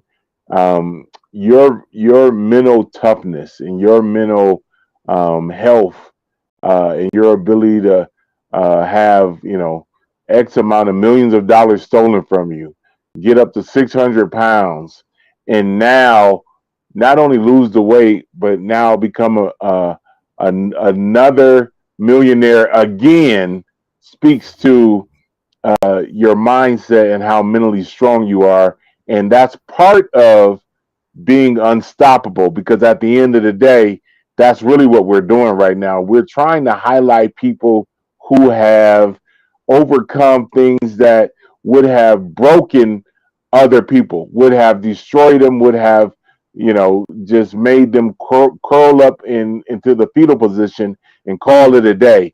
But that's not who you are. That's not who you have been, and that's not who you're going to be in the future. And I'm thankful to get a chance to interview you on the Unstoppable podcast today. Is there anything you want to say in the next 60 seconds? Is there anything you want to say? There's a book series called Chicken Soup for the Soul that's sold over, I don't know if it's 1 billion books now. It's a crazy number. Chicken soup means it makes you feel good, right? Chicken soup makes you feel good when you're sick, not feeling great. Chicken Soup for the Soul means it makes your heart feel good. There's a gentleman I found online that someone sent me who goes by the name of Jimmy Darts, like throwing a dart, but darts with an S on the end. That's not his last name. That's just his online persona. But he does something called undercover kindness, where he asks for some little help. I need $1 or $2 for the bus. My car broke down. Will you help me push my car, fix a flat tire, something where somebody offers the help. And he's called it undercover kindness. And he rewards those people and gives them $500 gives them thousands of dollars, sometimes up to $10,000. I've even seen him give cars and raise money for people that were in dire straits where they've given $50,000 and $70,000 to somebody. Go look this person up online, whether it's on YouTube or TikTok or anywhere, Jimmy Darts, and you'll see these principles that I talk about in this. Our system's been going since 2001, right? Created by some amazing lawyers that, and I know that's a little bit of an oxymoron, amazing, and lawyers, people usually hate lawyers, but they do have their time and place. And they created a system using these loopholes that allow all this money that I've made to be tax-free, which exponentially grows your wealth. When you can take out your biggest expense in our lifetimes is taxes. Taking that off my table, all these hundreds of thousands, millions of dollars are all tax dollars. It's mind-blowing. But Jimmy Darts goes out and finds people to be able to give these $500 to. And the first lesson I saw that it truly does feel amazing to give someone money. So when your listeners, normally I'm kind of robbing them of that first $500 gift that they're supposed to give to somebody else, but I don't care. There's plenty more opportunities they can give. My point is, the first step is giving like Jimmy Darts does. And then the second thing is he'll go up to somebody who's done some amazing act of kindness where he's rewarding them with the $500, sometimes $1,000. And they say, oh my gosh, please give it to somebody else. A mother that has kids, somebody else. And it's just amazing. So those are the two steps. We first give, right? And then we receive. And we have to give up that first gift that we receive. And then we can just receive endless amounts of gifts from people that God just brings in your life. It's amazing. Well, I appreciate you. I'm going to let you go, but thank you for being a part of it. Amen. Thank you, brother. Take care. We'll be in contact. Thank you guys for being a part of it. Thank you very much for being unstoppable call. Well, thank you, Derek Bowles with Unstoppables and his special guest. They're really informative. And now, Maple Leafs closing in on the second intermission, lead the Los Angeles Kings 4-0. They scored 3 goals in 66 seconds. We're going to talk with Marty Roberts as we close out Maple Leafs Forever. And we have a special guest just added now, and she wasn't on here for about a month already. Taylor Woods of the Toronto Six with Marty Roberts going to chime in as we close the show out. But right now, we did crunching the numbers. I'm going to get the Fantasy Grill with our good friend, sports fluent Anthony K. He's going to give you the Fantasy Grill. Then it's followed by myself and John Lomino on the Wrestling Show. Here is Anthony K. Holy smokes, I'm no joke out the bullpen, bringing nothing but heat, leave you hanging like clothespins. Welcome everybody to the Fantasy Grill. I'm Anthony K. Here on the Fired Up Network, you can find me at sports_fluent. That's IG, Twitter, and TikTok. This week, we're going to take you through the top performers, the top fantasy performers of last week, the top 5. One of them will surprise you. We're also going to take you through the worst, at least maybe not the worst 5 performers, but at least my 5 biggest disappointments from last week in NFL fantasy. I'll give you some starts. We're going to talk about some wire picks, and I know what you're thinking, like, but I did my waivers a couple of days ago. I know, but here are people that still might be available that you need to pick up for your playoff run. So let's kick it off with the top 5 performers week. Yes, I've got my handy note card ready because who can remember all this stuff off the top of their heads? Not me. So here we go. Top 5 performers last week. We're starting with number 5. No, you know what? Let's start at number 1. Let's give the best performer top billing because you know what? They deserve it because we've been giving Devontae Adams a pretty hard time, but I don't think it's necessarily his fault based on the fact that Derek Carr has really been underperforming. Heck, the entire Las Vegas Raiders team has been a huge, huge disappointment this season. So that being said, here we go. Number 1, Devontae Adams, best performer of the week. Number 2, Amon St. Brown of the Detroit Lions. Wide receivers at the 1 and 2 spot. I told you wide receivers are important this year. More important maybe, this is in PPR leagues, maybe a little bit more important than even running backs. Who knows? Maybe that 0 RB strategy that you used during the draft, maybe it's paying dividends. I don't know. Number 3, Jalen Hurts. I get it. You're going to say, but he's kind of a running back. Well, running back, a quarterback that can run and get you yards on the ground or even rushing touchdowns. That is the key to a good quarterback in fantasy football. Number 4, A.J. Brown. Jalen Hurts has a good week. A.J. Brown has a good week. I like it. And number 5, and this is where the surprise comes in. Number 5 is the Cleveland Browns defense and special teams. Yeah, I told you about 2 weeks ago, look for the matchups. Whoever is playing the Houston Texans, look at their defense. And I'm going to continue that trend moving forward. I actually picked up Kansas City this week because they're playing Houston in 2 weeks. And I think that's going to be a big game. People seem to forget Kansas City. You don't think of them for defense, but when you think of fantasy, Kansas City has been a surprisingly good fantasy defense over the last 5, 6, 7 years. They almost every year rank in the top 10, a couple of years out, but a couple of years even in the top 5. So there's your play for a couple of weeks from now. It's the Kansas City Chiefs or any team, like I said. This week, we'll get to that in a minute. All right, our worst 5, or like I said, my most disappointing.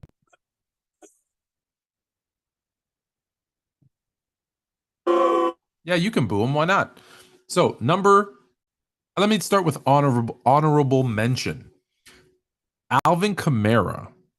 Alvin Kamara is not only a disappointing this week, disappointing season for Alvin Kamara. He used to be a set him and forget him at the running back position, but this year no longer. You actually have to look at matchups. You have to look at who else you have and their matchups and decide if you're going to start Alvin Kamara this season. So he's the honorable mention. Coming in at number 5, Nick Chubb with 8 points. Very disappointing, especially in a blowout against the Houston Texans. You thought they'd run the ball a little bit. He'd get some points. Same game, same team. Amari Cooper with 8 points. You expect more from these guys, at least double digits. 8 is not enough, unlike the show used to, when I grew up at least, that show used to say 8 is enough. 8 is not enough. Number 3, and this is just a disappointing real football, fantasy football, week in, week out. I might just put him in at number 3 every single week. And that's Russell Wilson with 7.66 points. If it was me, I'd put 666 because he's been killing us over this season. And let me pause there for a minute and tell you, go take a look at Russell Wilson's contract. It is brutal. The extension kicks in after next season. After next season, he's going to be making so much money over the first 2 or 3 years, which is 3 years from now, and they can't even cut or buy him off. It'll cost them hundreds of millions of dollars in dead cap space. This Denver Broncos team has now been set back at least 10 years because of this Russell Wilson contract. It is brutal. I'll give you all the details.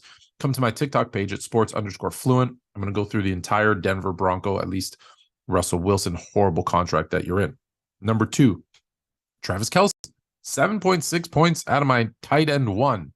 Can't have it, especially in a season where you're not getting anything from any tight end. I need Kelce to be that guy, especially because I have him in one of my team of my league of record. So I definitely need better than that from Travis Kelce. And number 1, King Henry, 5.8 points from Tennessee. Listen, that's their offense. It's Derrick Henry. So I need you to get more than 5 points, Derrick Henry. I need you. All right. Let's go to our starts of the week. At quarterback, we're starting Geno Smith. You know, I kept making fun of him that, we wrote him off and he didn't write back and ha, ha, ha. We all had a great laugh. Man, he's having a great season. Start him with confidence against the Carolina Panthers. At your running back position, Tony Pollard. Yes, this is now the Tony Pollard show in Dallas. Big D going up against that Houston Texans defense. He's going to have a big game. And at wide receiver, I'm starting Garrett Wilson. Versus the Bills, I sure am. Look for him to have a big day. Let's go Jets. Jets, Jets. And honorable. I don't know if this is honorable mention, but I normally don't talk about defenses to start. But if you're streaming defenses, you have to start the Dallas Cowboys defense. One, because they're great, but two, they're going up against Houston. Cleveland was a top 5 scoring defense last week against Houston. You might see even bigger numbers this week out of Dallas. Then we move from the starts to the sits. Here we go. If you're sitting on a choice of quarterbacks and Tom Brady is one of them, start the other one. Tom Brady is a sit this week against that 49ers defense. We don't know who's going to be quarterback for the 49ers. It's going to be a low-scoring game, especially for Tampa Bay. Expect to win this one, but you never know with Tom Brady. Who we kidding? But don't expect for him to have big fantasy numbers this week. At the running back position, I know we've started to look at Latavius Murray as a start, and you say, but Kansas City, it's against the Kansas City defense. Yeah, with the return of Mike Boone, surprisingly better than you think defense. The Broncos can't get anything offensively. They're going up against a team that is put up points even on that Denver Broncos defense. So they're gonna, I don't know how they're gonna throw, but they're gonna have to try to throw, and that just puts Latavius Murray in a bad situation. They're gonna be down there in the ball a lot. He's also now going to be sharing time with the return of Mike Boone. So it's a bad scenario for Latavius Murray. The next one, Devontae Smith of the Philadelphia Eagles up against the New York Giants. Divisional matchup. Expect it to be a close game. Expect it to be a lower scoring game. Smith is a sit-em this week. All right. So we're going to end things off with, so here are the guys that should have picked up already. So this is a reminder. We talked about them last week with the fantasy gods who will be on next week. And we talked about these guys. And if you missed it, or some of these are under 20% rostered. In the first one, I think is still only 7% rostered. So look at James Cook. As of the Buffalo Bills. If you haven't picked him up already, if he's available in your league, pick him up. I'm going to give you a bonus running back. But first, I got to tell you, NFL.com, look at this picture. Man, they did DJ Dallas dirty. Or maybe I don't know, maybe that's just how he looks all the time. But I think they could have got a better picture of him. But anyways, DJ Dallas, there's some uncertainty about Kenneth Walker's health now with that ankle sprain, although DJ also might be suffering a high ankle sprain. If he's healthy and Kenneth Walker is hurt, that's an opportunity to plug him into your lineup. At wide receiver, who we're looking at, Demarcus Robinson is probably someone who you should be looking at who is not rostered in a lot of leagues. Back to Noah Fant as your tight end. Listen, we're all trying to figure out what the heck to do in the tight end position. No offense is good as any option. If you stream quarterbacks in a 2 QB league, maybe you're in a super flex, here's some quarterbacks you should look at if you don't have them on your roster already. Jared Goff. Obviously, there's an injury to Lamar Jackson. If he's not able to go, Tyler Huntley. Obviously, we know what he can do also with his legs. And don't be fooled by Deshaun Watson. Don't give up on Deshaun Watson. For those of you that picked him up and kind of stashed him, if he's available in your league and you have a roster spot, slide him in there. He might be a sneaky fantasy championship winner. If depending on what your quarterback situation is, take a look at Deshaun Watson. And that's it for this week in the Fantasy Grill. Now you're more fluent. Yeah, Holy smokes, I'm no joke out the bullpen, bringing nothing but heat, leave you hanging like clothespin.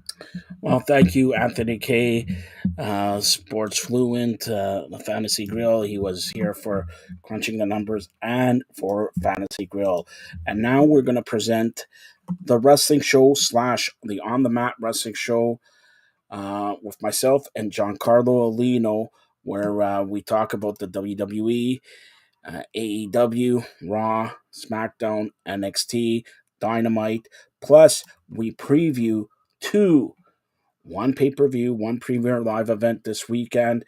Of course, Ring of Honor Final Battle, and NXT Deadline. And we also preview tomorrow's Bellator 289 and UFC's 282 with myself and Giancarlo Alino. And the Maple Leafs have gone to the second intermission, leading the Los Angeles Kings by a score of 4-0. Mitch Marner has scored, so his point streak is now 21 games. Here is the Wrestling Show. Everybody, this is Joseph Hasek, and welcome to the Fired Up Network. Welcome to the flagship show of the Fired Up Network, Fired Up Live. Welcome to the Wrestling Show. Welcome to Giancarlo Alino. Enough welcoming. Get it? All right, Giancarlo, let's talk about the week that was, or the week that will be, or the week that, well, it's wrestling. It's the Wrestling Show. Let's talk about, start off with the week that was. SmackDown last week. Do you remember anything? No, right? You know what Yeah, I I remember? remember Bray Wyatt. I remember one thing. Ricochet is your World Cup champion. USA, number one. Really? They spent one more day than Canada. But anyways, Ricochet is your new World Cup champion. That means, you know what that means? Ricochet is going to be eaten alive by Gunther. Do you agree? Yeah, I like the main event though. That was a fun match. Yeah, just the matchup here with Gunther and Ricochet. I don't know how it's gonna play out, but yeah, Gunther. I don't think he'll lose the title to Ricochet, but it should be a fun match. You know how it's going to be played out? But Get These Hands going to get involved. That sets up the feud between Get These Hands, Braun Strowman, and Gunther. All right? So that's anything else you want to touch on SmackDown? Selena Vega looks great. That's all I'm saying. And nothing really else but Sami Zayn, the Uso. All right? Then we go to Raw. All right? Matt Riddle written off. Off.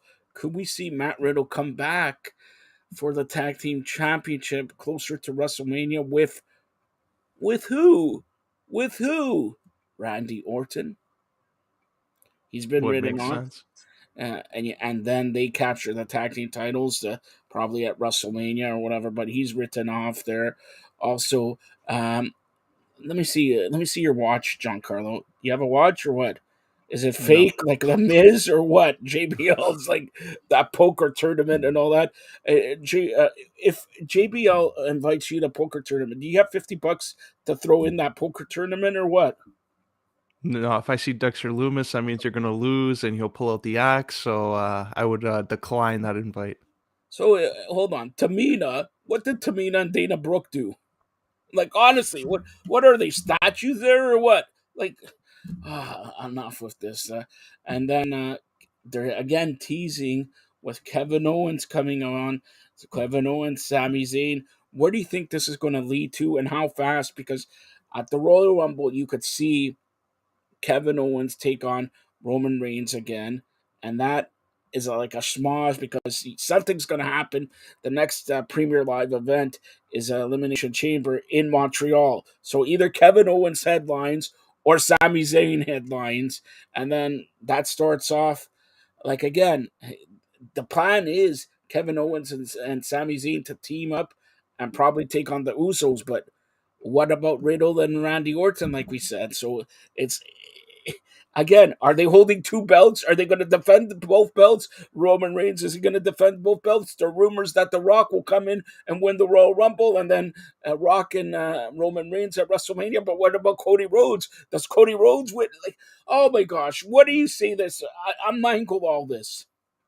Yeah, I think Royal Rumble, Kevin Owens, Roman Reigns, and that's where they turn on Sami Zayn after the match, leading to Sami Zayn stepping in to take on Roman at Elimination Chamber in Montreal, and they continue to build up for The Rock to face Roman at WrestleMania. I know it would make sense to have The Rock be a surprise entrant, but they want to take advantage of it marketing wise. So I think he'll be announced for the match sometime in January. But I do see some other surprises like Shawn Michaels and Stone Cold being surprise entrants. So I think those guys will go with unadvertised. But if you're going to take advantage of the marketing, I think The Rock should be advertised for the match. Well, here's the big problem, all right? Here that nobody's talking about. You mentioned Shawn Michaels.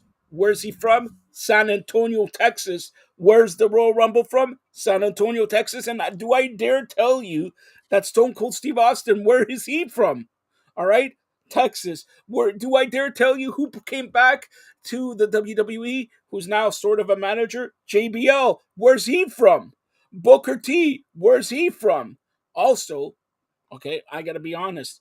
I heard rumors that Ric Flair is gonna come and participate. He could do that. Just somebody clothesline him or whatever over the top rope. You know, he's there for 10 seconds, and you know that the Royal Rumble is gonna be interesting to say the least because there's so many things. Cody Rhodes coming back. Is Randy Orton coming back?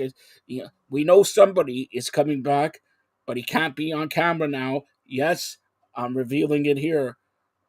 William Regal is now gone from AEW. They written off. We'll talk about that in a couple seconds. But he's now a coach, and he cannot be an on-camera figure for a year. That's the deal there. So he can't be an on. So he'll be coaching his son, who got a big victory on NXT this week. Dempsey there got a big victory, but he'll coach his son. The WWE's happy about it and everything like that. Would you rather see William Regal as an on-character role or behind the scenes, Giancarlo? To me, it doesn't really matter. Like when he was in WWE on NXT, he was the manager role, but they use him more for backstage. That's where his influence is really highlighted the most. He can really zone in on some of the guys. Shawn Michaels is kind of that role for NXT. So I think Regal will be there and backstage role helping along the show. So I think it's a positive, and he doesn't need to be on camera, I don't think, at this stage. Giancarlo, I'm a little bit worried because that poster of Italy soccer, there's some flashing, like something flashing, like a white rabbit or something like that. Is Alexa Bliss close to you or what? Alexa Bliss, she won. Now she's gonna take on our Bailey and all. Alexa Bliss is gonna win that. Okay, Alexa Bliss against Bailey to determine the number one contender to the ladies' title. The winner takes on Bianca, but looks like Alexa Bliss, she may have something to do with Bray Wyatt. Maybe Alexa Bliss is taking out. Let me talk to you, L.A. Knight. Do you think that Alexa Bliss is taking out L.A. Knight? I think there's a lot more members of that stable, so it'll probably be revealed that it's Eric Rowan or Bo Dallas in the next couple months. But I do see like Alexa Bliss joining them, so I think that's because there are 4 members out of the 6, and maybe Braun Strowman eventually. But I think Bray Wyatt, they have plans to really focus in on someone on SmackDown and continue using Alexa Bliss on Raw to further that whole storyline. All right. Anything from Raw that you want to add? No. Yeah, that was a great poker game won by Dexter Loomis. He's making a lot of money back that he lost before, so he's having a nice month there in WWE. And yeah, this guy's loaded, man. But too bad. Hey, Dexter, Giancarlo and me need a loan here. And that's all. That's all he's gonna say. All right, let's get to AEW here. They written off, like I talked about a couple seconds ago, William Regal with an interview by Tony Schiavone. Apparently, 2 weeks before he was gonna leave and all that. Go ahead, tell me about that interview because are you Blackpool for life? Yeah, this whole thing of him being written off, I think they did it well with MJF. The interview segment made it worse. Like they didn't really need to do that. They did it perfectly last week. They should have just ended it there. Now it just adds more questions like William Regal leaving. Like they could have just ended it with that one turn by MJF and it would have been fine. But now it just doesn't make sense and turns the whole story upside down pretty much there with the Blackpool Combat Club. Hold on. What do you mean doesn't make sense? He came on and said he did it to toughen up John Moxley, to toughen up Claudio. These guys could teach Wheeler Yuta and all that. He sort of hinted that Wheeler Yuta needed help, so they built a storyline within that Wheeler Yuta could turn on Claudio and John Moxley. John Moxley is he's ego driven. So he could already see John Moxley cut a promo on Dynamite saying Rampage, he's going to take on whoever. We already know it because it happened. But he's going to take on somebody. And these guys, Claudio and Wheeler Yuta, are going to do the job Saturday at Final Battle. So John Moxley's the head because of his ego, like William Regal stated. So William Regal, basically, on his way out, has created 6 months of storytelling. No? I don't know. I don't think so. I think once Claudio is JAS for life and Brian Danielson takes a little bit of time off, this whole thing is not going to make sense. So hopefully for Wheeler Yuta, it leads to something big, but I have a feeling he's just going to be taking losses against the big names there in AEW for the next couple of months. Brian Danielson is going to start a feud with MJF, and you'll see, I'll spoil this. You'll see the beginning of that feud happening January 4th when AEW Dynamite's from Seattle, because Daniel Bryan is from Seattle, Washington, around their area. You'll see a little bit of a feud start, and apparently that full-blown match will happen at the next AEW pay-per-view in March from San Francisco, home of Golden State Warriors. All right, so now I'm going to ask you a couple things about AEW. Ricky Starks, MJF promo. What do you have to say about that? About time they gave him some TV time. Like, how many times have I said it's a shame that Ricky Starks, Swerve, these guys that are miscasting roles don't get TV time, and you see them What about now in the Miro? proper Miro role. has 4 matches the whole year. That's Miro. He's been crushed. Yeah, like that's where they have to reevaluate. Like, instead of having William Regal up in our and being in a backstage role, everyone focus on that.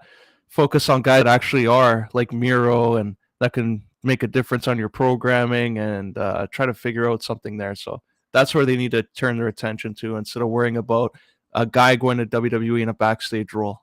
It means nothing. In 1 year, you have nothing for Miro. Like, I'll tell you what, I know Tony Khan, TK, Tony Khan, all right? Listen. I'll give you a storyline with Miro. You want a storyline with Miro right now?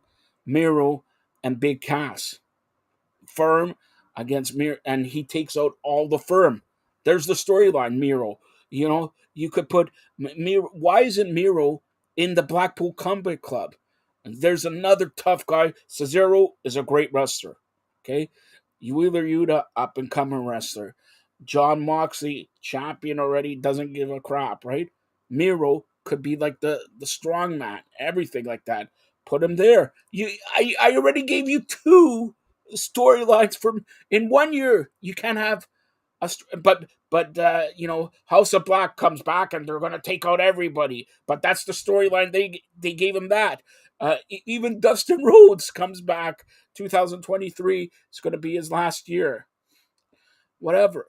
They already have storylines for everybody made, but you can't get a storyline for Andrade, even though he's a little bit injured, and Miro. Come on, seriously, come on. I thought Ricky Starks, the promo, he did better than MJF. I can't believe I'm saying that, but he did better than MJF. That promo there.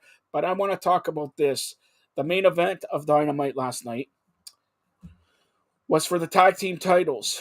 FTR against Scissor Me Daddy-O. Yes, the Acclaim. The Acclaim going over FTR. Is that a mistake? No, they're the AEW tag champs and they took on the Ring of Honor tag champs. That's exactly what should have happened. So you're telling me the Acclaim is better than FTR? Well, for FTR now, was like, over like crazy, but the Acclaim has Scissor Me Daddy-O. And look, that gets you over. What? I said what? It gets you over. Scissor Me Daddy-O gets you over the Acclaim, over the FTR, who are wrestlers. Is it sports entertainment you want, or is it wrestling? By the way, March 14th, AEW comes to the second Canadian city. Yes, Winnipeg, Manitoba, Canada. And how much you want? I don't even know this. I'm just speculating. How much you want to bet that the main event will be Chris Jericho, Kenny Omega, referee Don Callis? How about that? You think Winnipeg will pop for that one?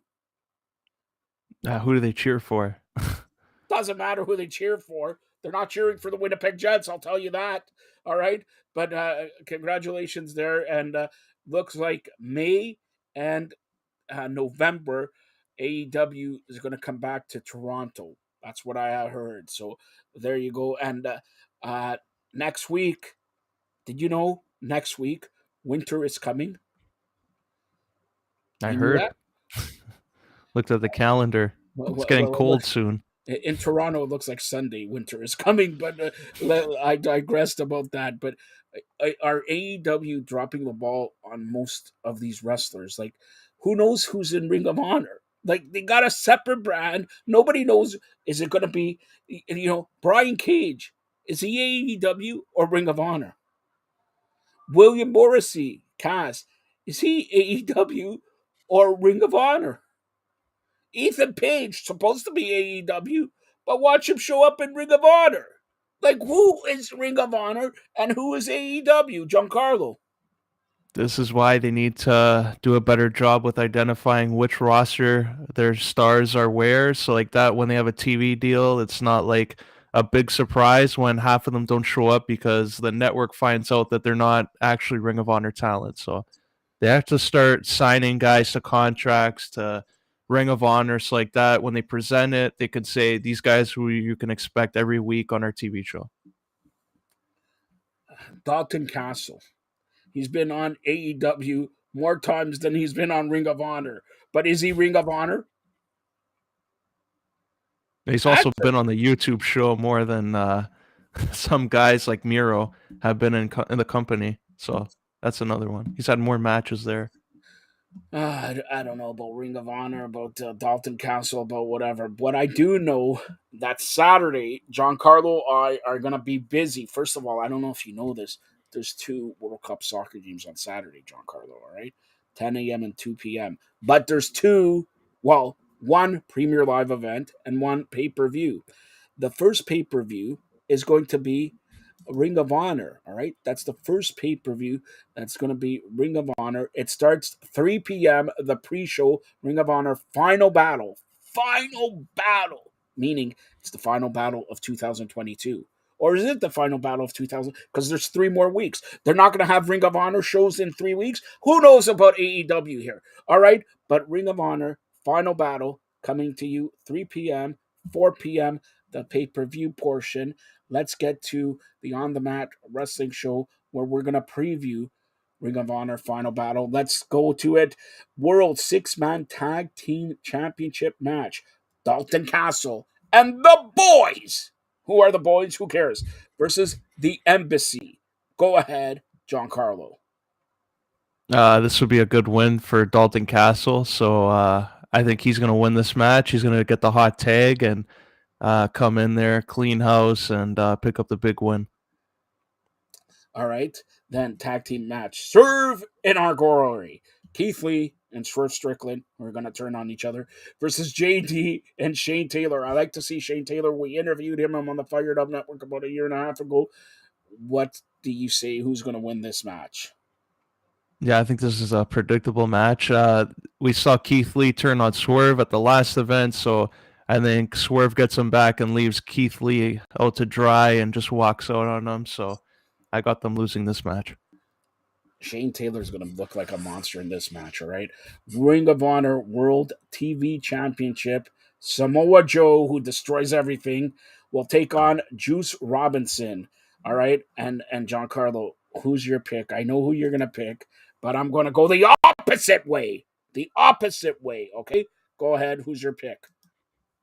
Yeah, I think it would be good for Samoa Joe to continue the reign there. If, they want to go with him holding both titles, but I think Wardlow comes out and costs him, and Juice Roberts gets a win.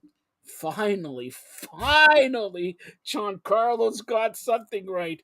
He can't hold 2 titles. He's going to be the TNT Championship, and they got to get. Why they sign Juice Robinson? Because they're already not using wrestlers. Use them for Ring of Honor. There, all right. I'm calling Juice Robinson to win the TV title. There, all right. Now let's get to some ladies action here for the Ring of Honor World Ladies Championship. Mercedes Martinez versus Athena. Now they've been giving. This is my point exactly. They've been giving Athena a big Ember Moon, a big push recently. Now she's AEW, correct? If she Yeah. becomes Ring of Honor champion, does that mean we will never see her again? Oh, already she's been on YouTube for the last 3 months, so wouldn't be much of a difference. So, yeah, maybe. So does she win? I think they really need to do something with her to put her in a like bigger spot. Like when she first signed with AEW, it was like, okay, she's finally going to get a big push, and it was no different than her time in WWE. So for her sake, I hope she gets this win and finally builds some traction there in her character, and maybe Ring of Honor being the champion there is going to be the way to do it. So I think Athena gets a win here. All right. Now, Ring of Honor Pure Championship match. This could be a show stealer. Like honestly, Daniel Garcia versus Wheeler Yuta. Yeah, I think Garcia is not going to be the champion after this event. I think Wheeler Yuta comes in and he's going to get his win and lead to more tension there with Claudio after what happens in the main event. So I got Wheeler Yuta becoming the champion. All right. And then they just added this, and it was a great creative way how they're adding this. Ring of Honor World Tag Team Championship double dog collar match. FTR versus the boys, the Briscoes. A double dog collar match. Wow. Have you been in a dog collar, Giancarlo? This is going to be one of those matches that I could either go really good or it might be awful for like just a presentation on TV, like how it's going to work. People might be confused, but I think FTR retains here. I don't see them losing the titles here to the Briscoes. They had, I believe this is the part 3. Are they going to have like a 7-match series or whatever? But I don't know. With FTR losing and the Briscoes are Ring of Honor, just like I'll get to it, who's Ring of Honor, who's this so far. I could have a sneaky feeling that the Briscoes beating FTR, and then they have to regroup because FTR losing to the Acclaim. Then 3 days later, they lose to the Briscoes. So they need a big win. And this, like, honestly, I expect big things from this match. Now, before we get to the main event, all right, the main event, of course, Chris Jericho versus Claudio. All right, Chris Jericho, Ring of Honor champion, but really AEW. Claudio, in Ring of Honor, was Ring of Honor champion, but really AEW. So that's 2 for 2, right? Daniel Garcia, really AEW. Wheeler Yuta, AEW. Okay. Mercedes Martinez, question mark. Athena, AEW. Okay. So far, if you want to say, out of these 6 wrestlers, 5 of them are AEW. 1, maybe. All right. Then you got Samoa Joe, which is AEW. Juice Robinson, again, a maybe. Okay. Then you got Swerve and Arguri, AEW versus Shane Taylor, who's Ring of Honor, and JD. Okay, we'll give Ring of Honor there. Okay. Then you got FTR, AEW, Briscoes for sure, Ring of Honor. Okay. Then you got the NBC, which is AEW, versus Dalton Castle and the boys. Like I mentioned, Dalton Castle and the boys have been more on AEW. So in this card, honestly, three to 4 people I could mention are Ring of Honor. Is this the Ring of Honor final battle? Or is it AEW final battle? Or is Winter's coming before the final or after the final battle, but Winter's coming the next? Whatever. All right. Claudio versus Chris Jericho for the Ring of Honor title. Go ahead. Yeah, Chris Jericho is going to retain. I would be surprised if they have this whole event and don't announce anything about a TV deal or make light of it or even tease something that is closed, because I think Jericho being the champion the whole time was for that sole reason of securing a deal there. So I think they got to continue with it. I think Jericho wins, and this is where the tension's going to start with Wheeler Yuta and Claudio, because in the Blackpool Combat Club, the other guys there, they were veterans and champions, and now Wheeler Yuta is going to probably have a title, and he's going to tell them that he's a champion, and maybe their advice isn't really working for him, and that's where it's going to cause the group to break up, and that's where I think it's going to go towards. All right, I agree with you there. So don't forget, Ring of Honor's final battle happens Saturday, December 10th, 3 p.m. the pre-show, 4 p.m. the live show, the main card again on pay-per-view. Remember, this is a pay-per-view, Giancarlo, not premier live event. This is a pay-per-view. All right, and I'm gonna tell you, a lot of people have asked me, and Giancarlo, I know you're thinking about this. Usually AEW's pay-per-views are 4.5 hours long. This will not be 4.5 hours long. This will be about 2 hours 45, 2 hours 50 minutes long, maybe even shorter. So it's from 4 to, let's say, 7. Okay? From 4 to 7. But like I mentioned, we have another show Saturday. It's a premier live event, and it's NXT Deadline. Yes, NXT Deadline, which will begin at 8 p.m., 7:30 the pre-show, but 8 p.m. the main show, and this too will not be a 4-hour show. So if you want to watch the Maple Leaf game, you could watch the first period from 7. Never mind.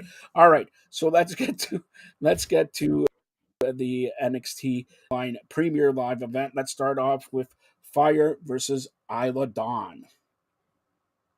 Yeah, this is this. I guess I don't know how this feud really picked up. Like, it came out of nowhere, but I think Fire is going to win this and maybe build more momentum there. I just don't see it going like too long. I think this might be a shorter match than some people think it would be. I think they have a lot of time planned for the main event, so I think a lot of these matches will be filler. So I got Fire winning here. This is going to be a snooze fest. Who cares who wins, all right? They didn't build up any of them. So then the NXT Tag Team Championship. We got Pretty Deadly. Are they pretty or are they deadly? Anyways, versus the New Day. Now, hold on. I'm going to be honest. New Day, arguably the second greatest tag team in WWE history. The Usos number 1. Okay? Do you agree with that? It doesn't matter because it is true. All right. And now they want the New Day to come to NXT and to win the tag team titles. I could see them winning the tag team titles because, by the way, they're taping next 3 weeks of NXT on Tuesday. So they'll win the tag team titles, and then a couple days later they'll lose it, but it won't be shown until January 5th, 6th, 18th, whatever. So I could see that happening, and then the New Day becomes the Usos are the world's greatest tag team lengthwise, but really the New Day won the SmackDown, won the Raw, now wins the NXT, everything. I could see the New Day actually winning this. What do you say? Yeah, I agree. I think it gives them something to do while the Usos are involved in other programming. So I think the New Day win this. It's similar to when Dolph Ziggler won the NXT title last year or earlier this year. So I got the New Day winning and holding it until probably after the Royal Rumble. Before. I think they lose it maybe the first or second week of January. Now, Women's Iron Survivor Challenge match. Cora Jade going out with Braun Breaker. Indy Hartwell, I don't know. Well, let's. She's going out with Dexter. Kiana James, who cares? Roxanne Perez, Zoe Starks. All right. Now, this is going to be a mess, to be honest with you. It's going to be a mess. But who do you like in this one? I don't know completely the rules of this yet. Like, All right, so I think it's on the fly. I know you're going to. So if you beat somebody like pinned them or whatever, you're going to the penalty box. But you could have a roughing penalty. You could have a disqualification. It's going to be 25 minutes long. That's all I know. It's going to be a mess. That's all I know. Who's your pick? Who cares who's your pick? What do they win? Like, what? Do they win a shot against Mandy Rose? Do they even have a shot against Mandy Rose? And by the way, we're going to talk about Mandy Rose, my first wife. All right? Giancarlo, if I asked you, Mandy Rose, at the start of 2022, she will be a champion. Forget NXT, forget WWE, a champion for basically almost a year. What would you say? I would believe it. You wouldn't believe it. You wouldn't believe it. If you believe that, you might as well believe that I'm marrying Mandy Rose, which I'm not. I'm going to marry Patricia. All right. By the way, Giancarlo, stop asking me about who Patricia is. You'll meet her sooner or later.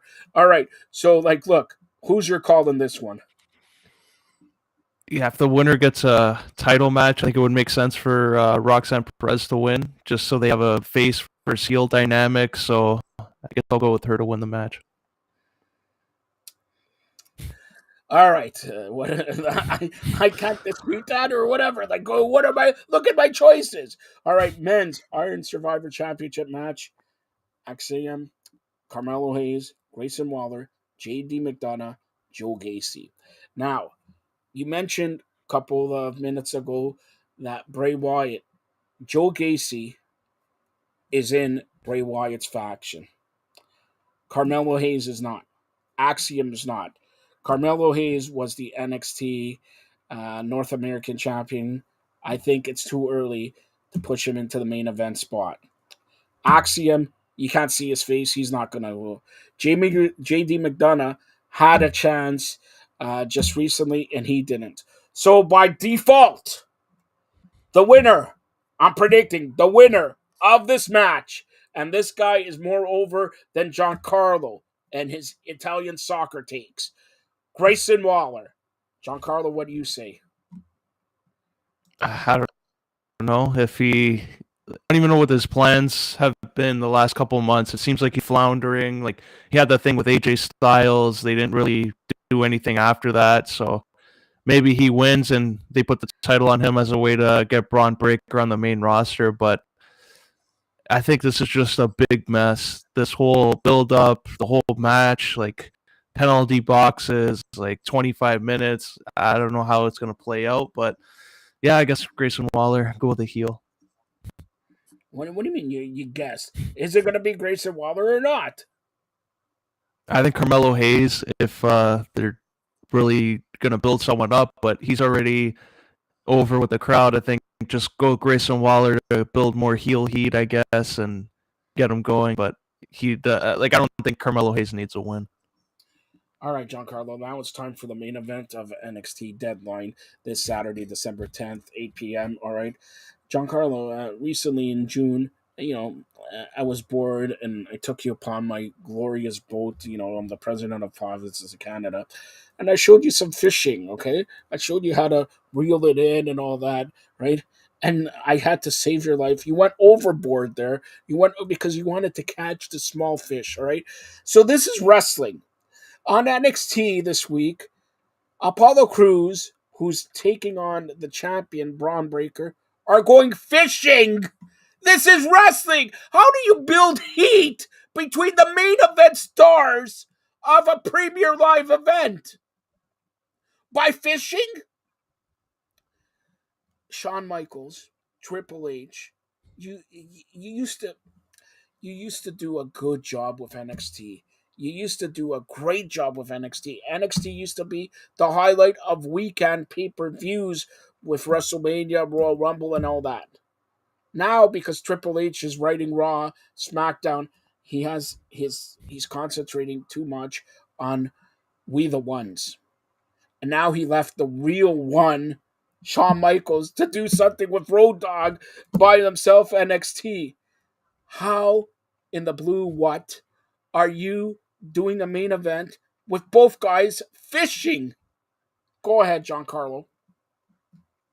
Yeah, I don't. Maybe it's like mind games from Apollo Crews. I have no clue. But I think he should win the title and like a line breaker to move up, because when Apollo Crews was on the main roster, they didn't really do anything with him. So I think he can use a title reign in NXT to build more of his character and then eventually go back to SmackDown or Raw with something fresh. But I think it's time for Braun Breaker to go Raw SmackDown. I think it's going to be a waste if you have him down another year, and I think he's developed already. I agree with what you say, but I think Braun Breaker wins the bout. I where's Commander Aziz? All right, if you're going to push Apollo Crews instead of going to breakfasts and all this, put him as a bad guy. Put him as a monster bad guy. But they brought back Dijakovic. Good move. Dijakovic could be in the main event there. Carmelo could be in the main event there, or Grayson Waller could be in the main event there. They got 3 challengers. That means if you put Apollo Crews, honestly, who's going to challenge Apollo Crews? Is it a heel or is it a face? Is he a heel or a face? I don't know. And honestly, Dijak versus Apollo Crews. Do I want to see that, or do I want to see Dijakovic against Braun Breaker? That's a match I want to see. Grayson Waller against Braun Breaker, or Grayson Waller against Dijak. Come on. So I think Braun Breaker retains the title, then we'll go on to feud with Dijak or Grayson Waller. That's what I'm saying here. And don't forget, the next premier live event from NXT is February 4th, Vengeance Day. And now the premier live events from NXT will be moving outside of the Performance Center in Orlando. Vengeance Day, February 4th, will happen from North Carolina. All right? North Carolina. So it looks like NXT is going to be more on the road there and everything like that. But we have to wait and see. And by the way, but I got to say this. All right? Lola Vice. Lola Vice. Are you excited to see Lola Vice, Giancarlo? Yeah, I'm surprised they didn't have her debut earlier, but maybe at Deadline, and now they'll show her on camera, and then after on NXT she'll make her debut. But based on everybody that signed during that same period, it is surprising that it's taken this long. By the way, if people who don't know who Lola Vice is, me and Giancarlo were I think we're the only Canadian outlet to ever have an interview with her. Isn't that true? Only Canadian. It's Valerie Loera. Valerie Loera, even though Lola Vice has a chance to be my 6th wife. All right? She's in contention. Giancarlo, do you agree? Or should she be higher? Contention for what? For my 6th wife! I just said this! Yeah, we'll say that. Yeah, we'll say that. All right, that's Valerie, formerly of Bellator. Her new name is Lola Vice. Speaking about Bellator, we'll close it out here. Bellator has a big card tomorrow. Giancarlo's all over it for Fired Up and for Sportskeeda. By the way, since I have Giancarlo and since he is affiliated with Sportskeeda, I'm gonna let him talk about Sportskeeda. But go ahead, promote yourself and promote the card here for Bellator. Yeah, it's their Bantamweight Grand Prix semifinal. So Magomedov, and Patchy Mix are on one side of the bracket, and their interim Bantamweight champion, Rufion Stotts, on the other against Danny Sabatello. So they actually been promoting this fight, which is good.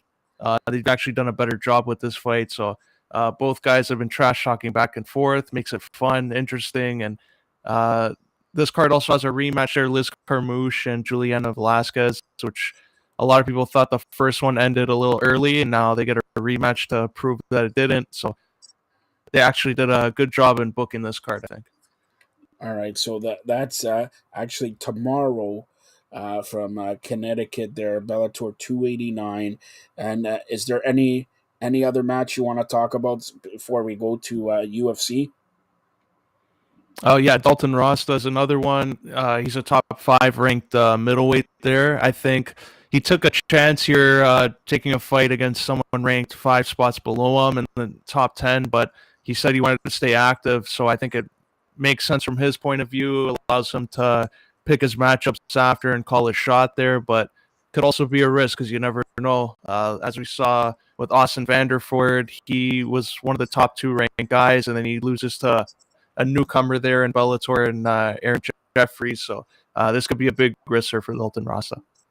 All right. So again, Giancarlo will be all over that. That happens tomorrow. But UFC, as you mentioned, as you can see, UFC here has a big pay per view. UFC 282 at the T-Mobile Arena this Saturday. Saturday is a night, man. You got two shows of wrestling. You got hockey. You got the World Cup soccer, and then you got the UFC. Let's get to some boats here on the prelim. Let's see, Brown versus Silva. Who you got?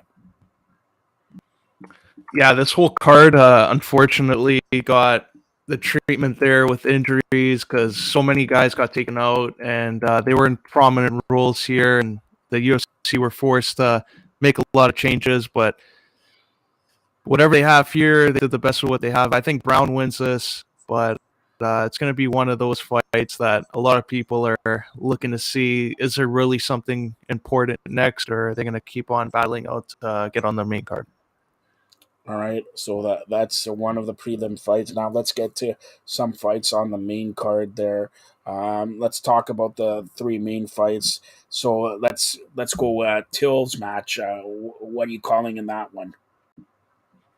Yeah, it would be nice to see Darren Till snap this losing skid and get back to his performances that made him a contender at welterweight.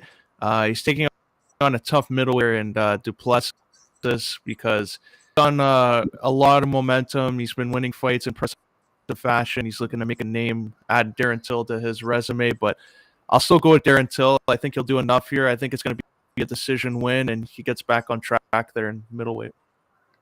All right, and then let's get to the Gordon against his opponent in lightweight bout.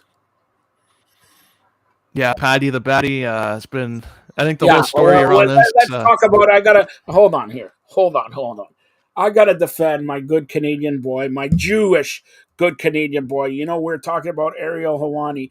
By the way, Ariel, since I'm defending you, you maybe want to come on the Fired Up Network. Hey, Giancarlo, that will make your career there. All right. So he comes on, and this guy interviews Dana White. Dana White, by the way, if you want to be over in Canada more, come on the #1 network here, the Fired Up Network. All right. So he comes on and badmouths Ariel Helwani, saying, "Oh, this guy puts money in his pocket, clickbait, and all that." First of all, Giancarlo, what do you say about that? What do you say about Oh that? yeah, this. I think it just overshadowed more of the event. Now it seems like the big matchup people are talking about is the back and forth going on between Patty and Ariel on social media and their shows. So I think Jared Gordon has an opportunity to be like an anti-hero, just come in and be a hero there if he were to knock out Patty. And I think Ariel Helwani would love to have him on right after that. I think that would be a fitting way there just to rub it in because they kind of did put him on blast there. It was unfair. Like Ariel Helwani was asked to have him on, and then all of a sudden he's asked for payment. So I get where Ariel Helwani's coming from, and then just to go on and bash him like that. So it was unfair to do that. I think him playing the message of Paddy Pimblett saying that he wanted to be on his show and set something up didn't really help Paddy's whole argument, but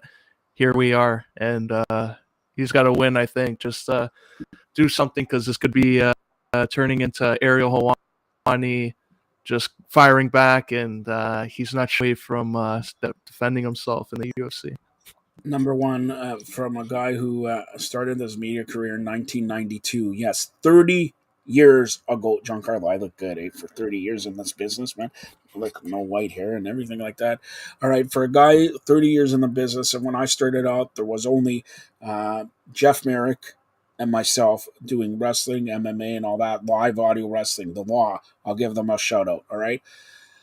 Ariel Helwani has come and worked his ass, his tuchus off All right, he's worked his tuchus off, and yes, Dana White does not like him, and I'm sure some people like you, some people hate you. All right, but Ariel Helwani is the prime example why MMA is where it's at.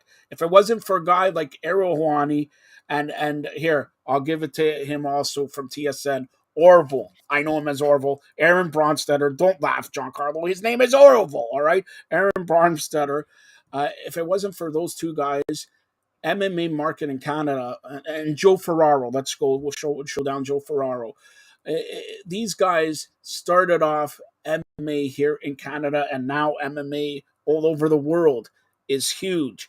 It's huge. But Ariel Helwani, day and night, he's here to break stories. Dana White does not like him breaking stories because, you know what? As a journalist, yes, like Bobby Heenan says, a broadcast journalist, he works hard. He has sources who give him information. Dana White does not like the sources giving somebody that he does not like information.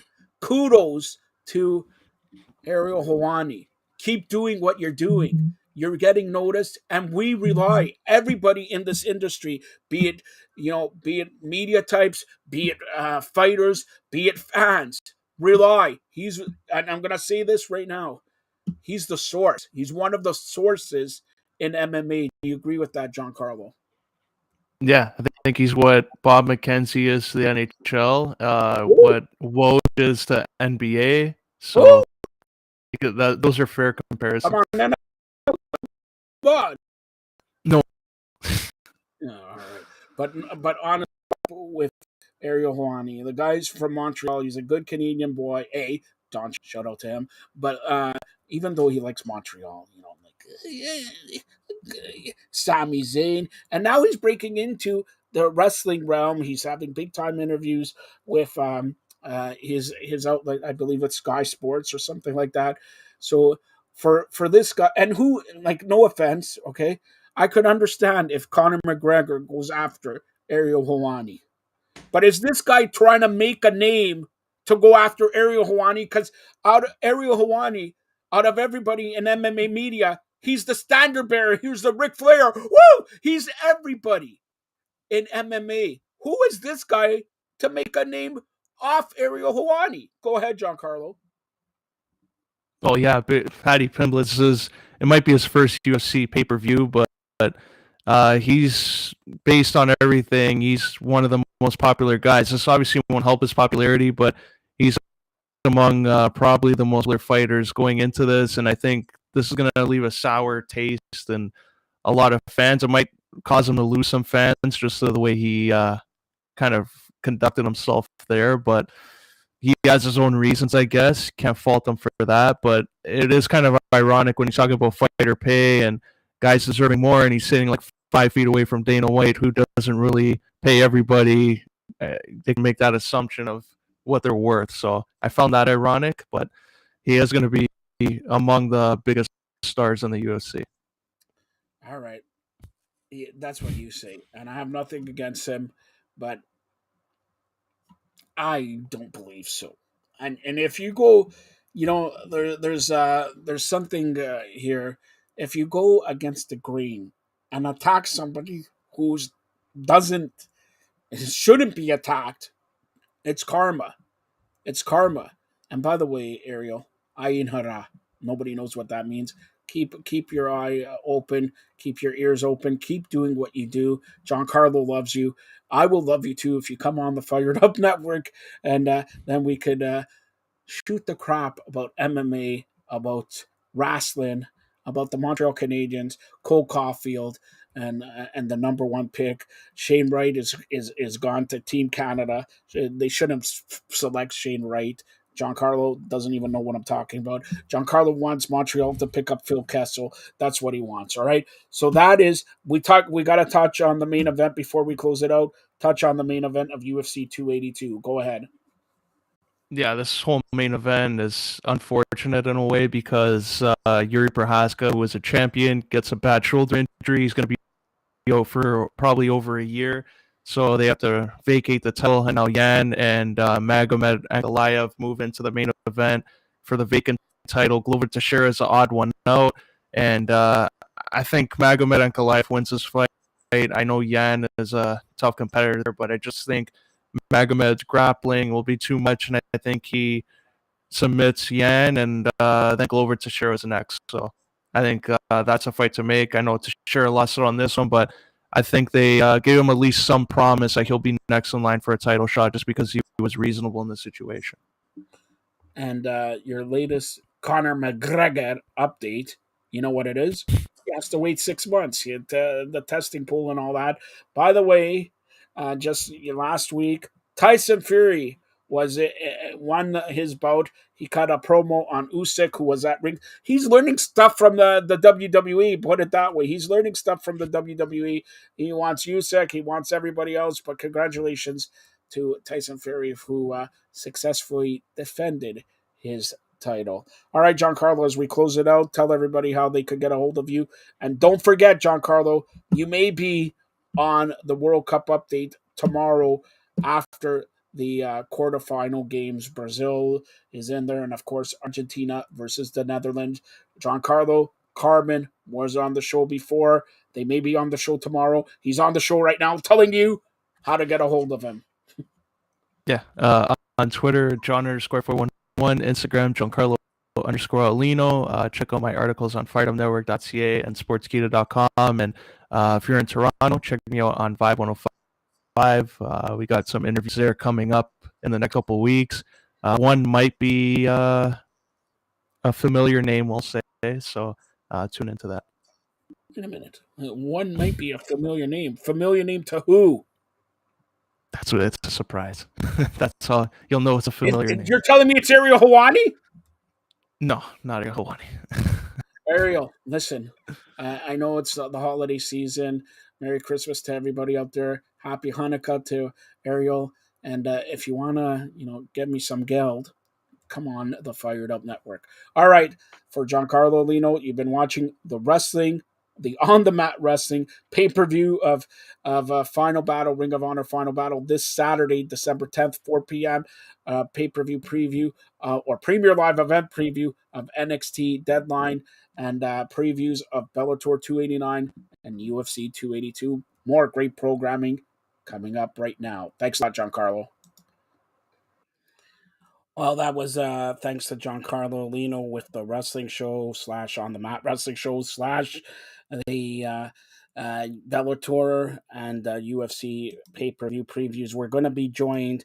I came to Scotiabank Arena, by the way. We're going to be joined by the grizzled young veteran Marty Roberts. By the way, the last two Maple Leaf games, Maple Leafs tonight, shut out the LA Kings. The last two Maple Leaf games, they won 4-0 in Dallas and 5-0, or like Marty Roberts wants me to say, 5-0. 5-0. So that means 4 plus 5. If Marty Roberts passes grade 2 and Patricia was his first teacher, it's 9-0 in the last two games for the Toronto Maple Leafs. By the way, the Maple Leafs outshot the Kings 41-29. Marty Roberts is on now. We're going to be joined by Toronto 6 superstar. Yes, not a player, superstar. Taylor Wood should be on here in a couple minutes here. But Marty, nice seeing you. Let's talk Maple Leafs, or should we talk your team, the Pittsburgh Penguinos? But there's nobody hotter than Mitch Marner. A goal, and I think he had an assist. 21 straight games. I mentioned 21 for Boreas Salming. We can't forget Boreas Salming. Marty, how you doing? Not bad. You, Joseph? I'm doing great. We're joined by Taylor Woods also. Taylor, how you doing? Marty Roberts, so excited to see you. Hey, we yeah, it's been a long time no see, right? Our last home game was like November sometime. So it was just around the time that they fired me as Kipling. All right, so hold on here. Marty Roberts has chimed in here. He texted me this before we came on the show. Joe, can you do me a favor since you're the president of the provinces of Canada? Taylor owed me a Toronto 6 jersey. He does not have it yet. Taylor, can you explain why Marty Roberts? You're hogging. Like, look, producer, zoom it in here. Let's show your hat here. Okay, No. producer's gonna zoom it in here. All right, let's see. It's a Toronto 6 hat. Well, Marty Roberts doesn't even have a hat. Doesn't even have a jersey. What are you wearing, Marty Roberts? What is this? A plumber jersey or what's this? All right, Taylor, where is Marty Roberts' jersey? He wants to know. Should we talk to the media representative of Justin Levine? I hear rumors from Justin Levine in the Fired Up Network group. He's leaving hockey and doing baseball. He's breaking baseball trades and everything like that. Okay, wow. Taylor, I'm going to go to you. Where's Marty Roberts' jersey? 2 I'll words. tell you where it is. It doesn't matter about Supply, his jersey. It matters about demand. my jersey. Where's my jersey? Supply demand. It's a hot commodity, right? They're just flying off the shelves. They're just like the one table that we have. But I'll be sure to bring a big bag, like a Santa sack sort of thing, and fill it with all the T6 goodies. No, hold on. Wait, just to say this, it's been a hot commodity, but the number one jersey, Toronto 6 jersey, being sold out is number 2 for Woods. Isn't that right, Taylor? I don't think I can answer that after laughing, like honestly after that. So not too sure. I don't think it is, but you know what? There's always a hope, and I get some money after that. So any jersey sale, it's some money in my pocket. I don't want one from the store. I want one that is off your back after a game. We don't have to worry about the supply and demand thing. You just give me the one that you wore after the game. We only have 2, so I don't. Well, we only have one red and then one black. So not too sure. Red and black, black and blue, whatever you want. Just give him a shirt so I don't have to worry. Joe, my jersey hasn't come. He's checking the post office every day, man. He's worse than a TTC driver. They don't even stop you at the stop, man. Come on. He needs a jersey. Taylor, who do I have to talk about to get this guy a jersey? I really should know that, but I don't. All right, we'll talk about the Toronto 6 in a couple of minutes, but let's Taylor, you watched the game tonight. The Maple Leafs again, Matthews, Marner, Mitch Marner, especially 21 straight games, and with a point, great 4-0 beating Dallas on Tuesday, 5-0 tonight. They play Calgary on Saturday. I'm going to say this, Marty. I'm going to say it. It will not be 6-0 for Maple Leafs. I'm going on the line here and say it's not going to be 6-0. But Taylor, going back to you, what did you think of the game tonight? You know what? Like all that one word is just steady. You know what? They were just steady the whole night. Like after when it was like even 3-0, it's like okay, like games sort of done, packed in. It's sort of you could tell like how people were skating on the ice. And then Marner, of course, you know what? That was a beauty. Like coming off, getting that one-timer off the boards. He really deserved that, and you know it keeps his streak going. And then they just hung it in solid, and if they keep playing with that and keep playing with that confidence, that easy confidence, it's just sort of building blocks right now. They could build a foundation with their communication. They could build a foundation like through their bottom six, their defense that they're running through. Now, what they could go defense forwards versus like in practice and everything, versus how much defense depth they have.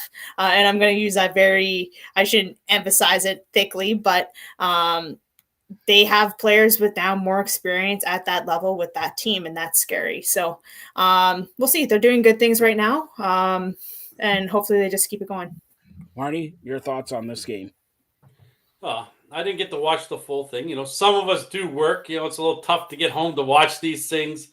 But, you know, over the last few years, they've always been solid during the regular season anyway. So there's no concern with the regular season. It's once they get to playoff time, what happens. So they're doing what they're supposed to do now. I think the good thing is they have 2 goalies they can put in at any time. That's the thing right there. They can put in Murray or Samsonov and roll with whatever one they have. Just keep them healthy is a big thing, but their goaltending is so much better than it was last year. I know so many people are upset that the Leafs got rid of Campbell, didn't re-sign him. And look what he's doing in Edmonton, and look what the Leafs are doing with their 2 goalies. So, you know, they're playing really well right now. Furthermore, like Taylor said, they're doing lots of things. Marner on this big point streak, 21 games. Matthews off to a slow start, but now he's starting to pick it up. So, we'll see how the season goes along here. Further to that, Maple Leafs, not only they have 2 goalies, they got 22 defensemen who could play. And Marty Roberts, we got to give it to him. Marty Roberts has been on this Justin Hall for Norris Trophy winner from last year. Justin Hall never makes a mistake now. Justin Hall's their number one. Morgan Riley's gone. Justin Hall, go ahead, Marty. They got I know Brody came back and everything, but come on, this the defense. Even the dog like it out of the doghouse. Justin Hall's out of the doghouse there, but go ahead, talk about the defense now. I gotta let the dogs start barking because they heard you say Hall and they went nuts. Watch. They don't like Hall as much as I don't like Hall, but he has been playing. Since Riley's been out, he stepped up his game. Brody, I think today was Brody's first game back in 13 or 14 games. Yeah. I think they were 9-0-3 with him out, and he comes back and they continue. So, their defense has been a lot better as a whole. Forwards and defense has been a lot better than what it has been in the past. So we'll see if it keeps going. Liljegren and Sandin had a struggle there for a little stretch. They're starting to figure it out again. So right now it's looking good for the Maple Leafs. And another thing, I'm going to go with Taylor's a great defense. Do I say defenseman or defensewoman? Doesn't matter. I just defense. All right, defense. All right. When you look at the hockey game differently than Marty. Of course, me and you eyes connected here with everything in hockey. Do you look at it just as a defensive style? How they take the man, how they forecheck, how they get rid of the puck? Now, do you see something different from, let's say, 2 months ago to today? A little bit. I was gonna just say right now, it was a good defense, and for this guys is for the Leafs right now is a good defense is a good offense, leading from defense, right? So when they play really good offense, it's easier to sort of stay a little bit more solid offensively defensive, and then it's just easier to transition into defense because everyone just wants to get that puck back.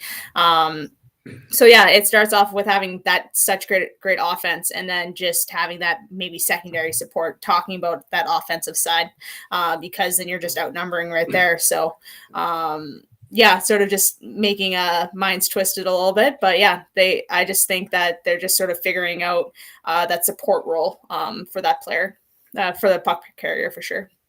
Right. I know, Joe, when we spoke a couple weeks ago about Leafs Forever, Leafs were giving away the puck an awfully lot. And tonight they only had, I think it was 10 giveaways. So they've cleaned that up somewhere the last few games. As long as they can clean that up, it makes life a lot easier for the goalie, for the defenseman, and the team in general. So as long as they keep the giveaways down and they don't turn it over in bad spots, which they were doing, they're going to be all right in the regular season. Well, again, as we go along here, the playoffs come in. It'll be a different situation, but right now they're doing what they're supposed to do. And if everything's going well, if Zach Aston Reese causes a fight and starts a fight, I don't know if Pittsburgh he ever fought anybody, but today he won the fight. Put it that way, all right? He won the fight. Let's put it that way. All right. So now I'm going to go to Taylor here. Shane Wright scoring his first goal a couple of days ago against the Montreal Canadiens. Remember, a draft night, he was looking at the Montreal Canadiens table.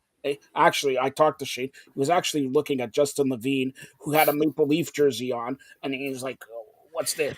Anyway, now Shane Wright is now probably going to be, he scored a goal, but he's going to be called to Team Canada. Again, remember, the World Juniors, even though they played in August, they're playing now in Boxing Day. It starts again.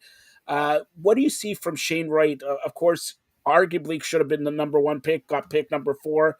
Had a slow start, didn't play. Now he scored a goal. Now he's going to be dependent on, once again, in Team Canada. Yeah, it's twofold. And as soon as you said Shane Wright, I was I'm thinking okay, go to the Kraken and sort of their development style, and I think that's gonna time to tell.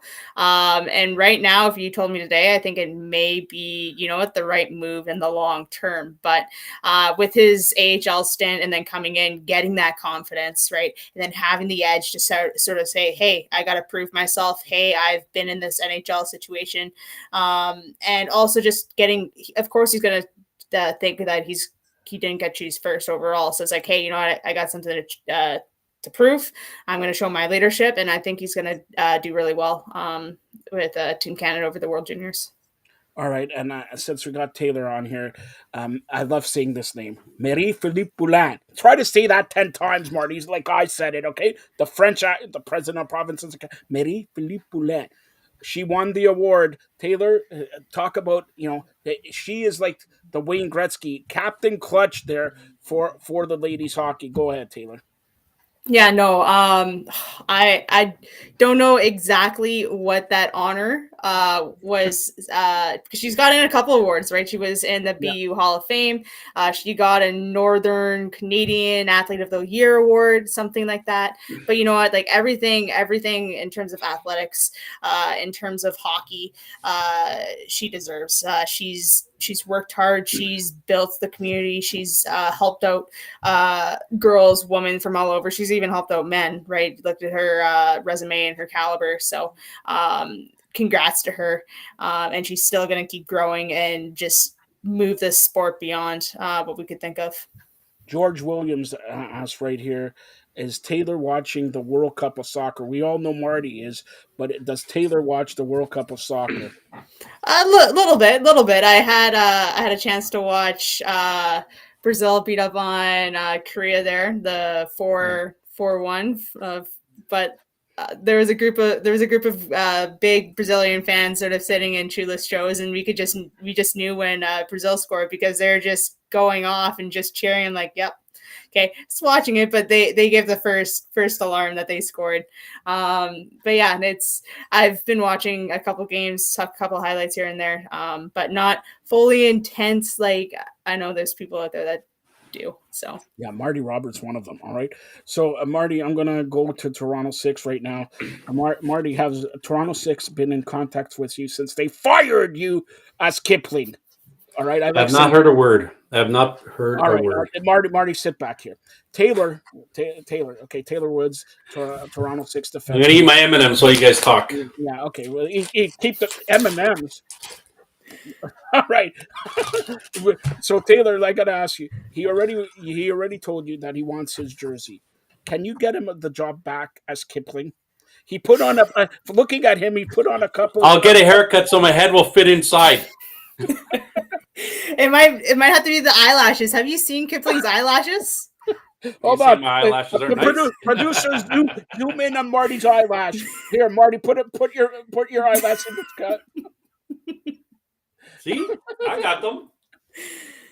All right, go ahead, Taylor. Go ahead. Yeah, so one, it would probably be the eyelash thing if I had to say, because he was very cheery or she was very cheery throughout the whole game too, and hold on. Big fans. Wait. Was Kipling a man or a lady? Because I see Marty's a man here. Are you saying he or he? Here's Marty's talk time to sort of bring the speech, but I do have some unseen photos of me and Kipling on the bench taking some selfies. Oh. So you guys could talk. I will find them. All right. And then I will show them to. Do you want me to send them to you so you find them easier, Taylor? Because I got them on my phone too because you sent it to me earlier. Yeah, a photographer from Toronto 6 that I know very well, Patricia, was really taking shots, good shots of Marty as Kipling and everything like that. So shout out to Patricia there. Okay, so Marty, let's close out Maple Leafs Forever while she looks at the pictures of yourself here. Maple Leafs playing Calgary Saturday. They had a bad October. November was their best month of the year so far. Okay. Even though there's 2 months only. But December, how do you think December is going to go? It's not bad already for them.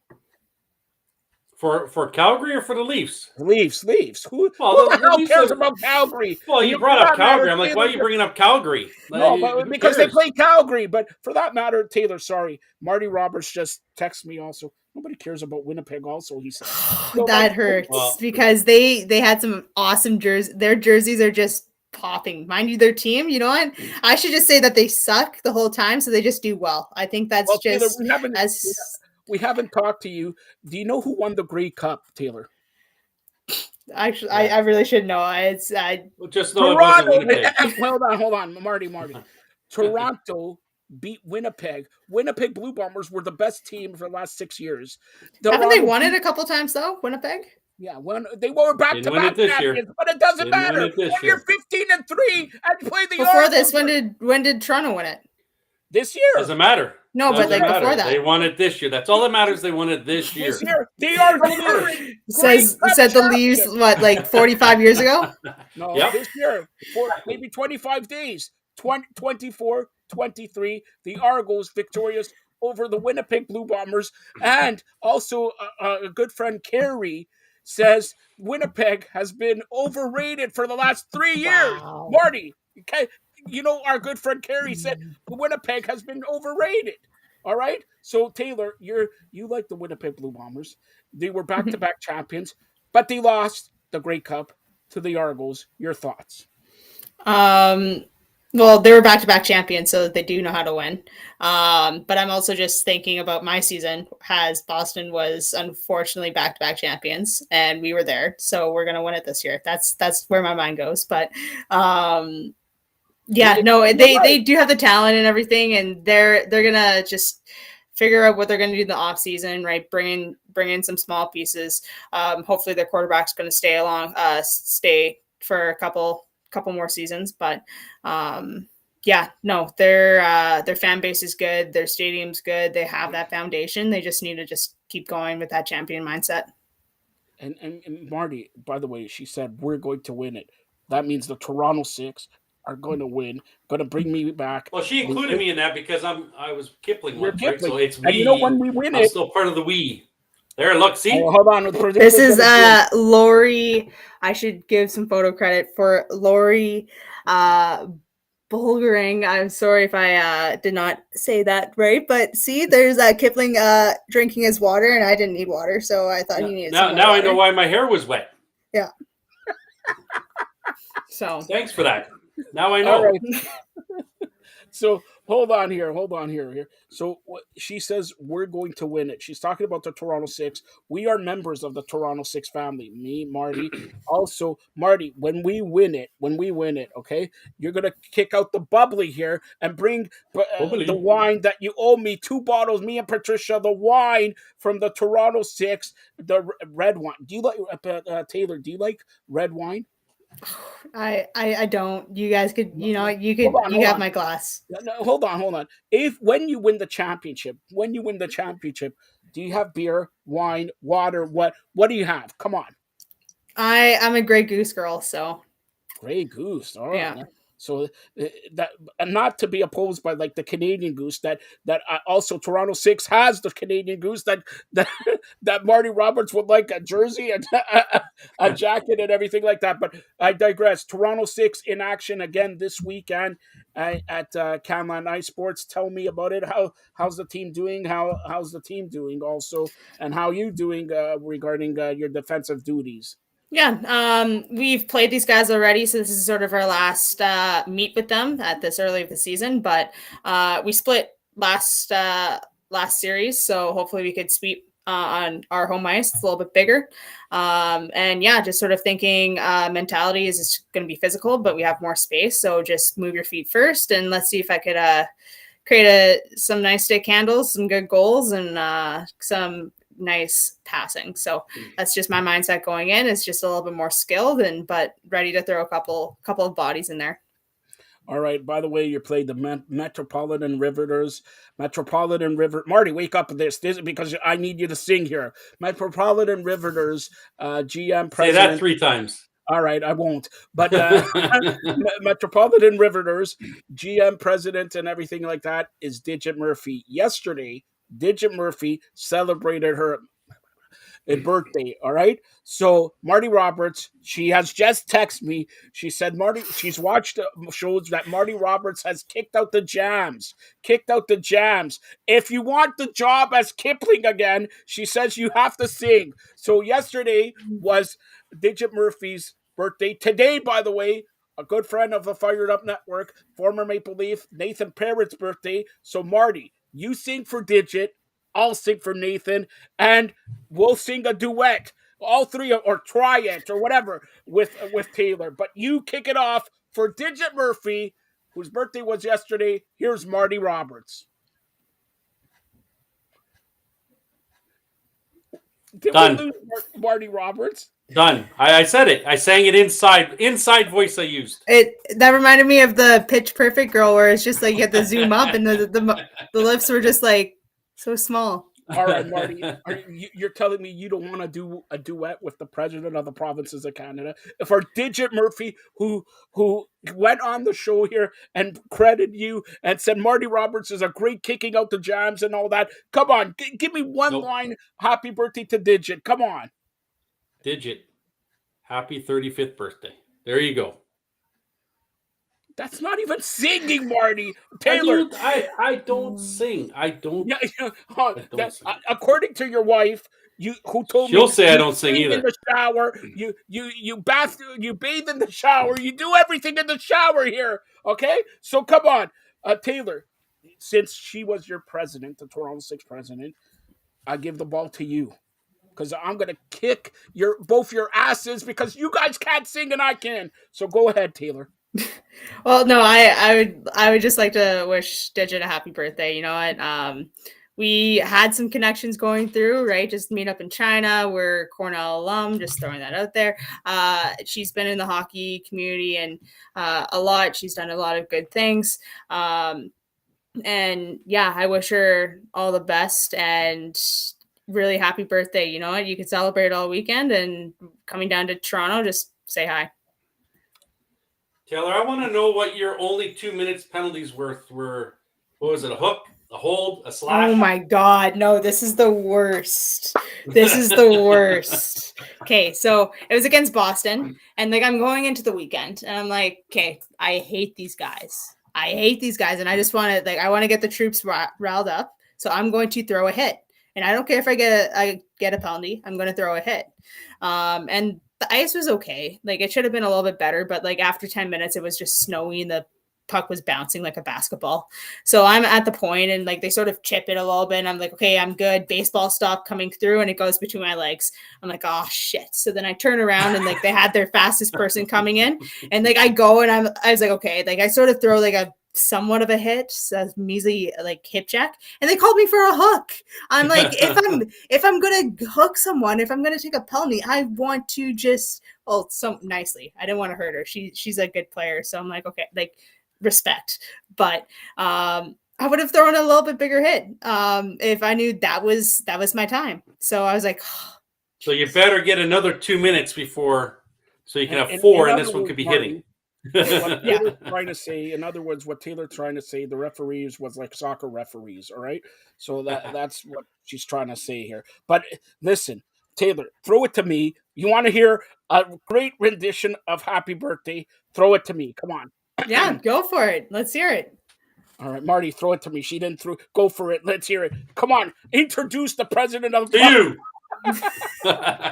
All right. So for Digit Murphy, happy birthday to you. For Nathan Parrott, Feliz Navidad. No, what is that? No, that's Merry Christmas. Sorry. That's Merry Christmas. Oh Feliz cumpleaños. Throw it out. That's it, Joseph. You ruined it. Yeah, Nathan Parrott, I'm scared of him. He could break my jaw and everything like that. All right. So there you go. But this weekend, back-to-back games against the Metropolitan Riveters. Say it 10 times.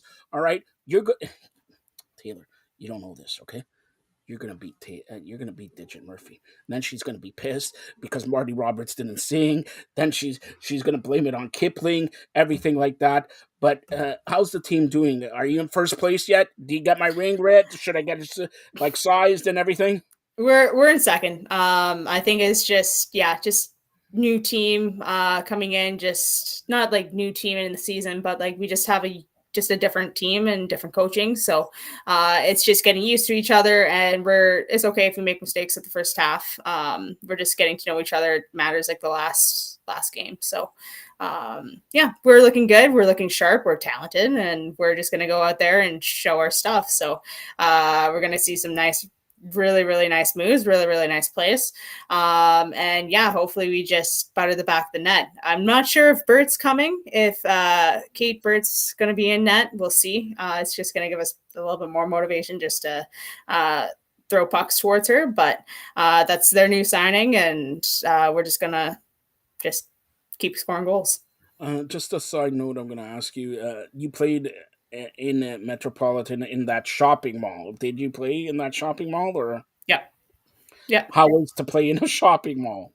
It was a different experience. It sort of felt like, just because how it was stacked, is like people were on top of you, so it made like a cool experience. The ice wasn't bad.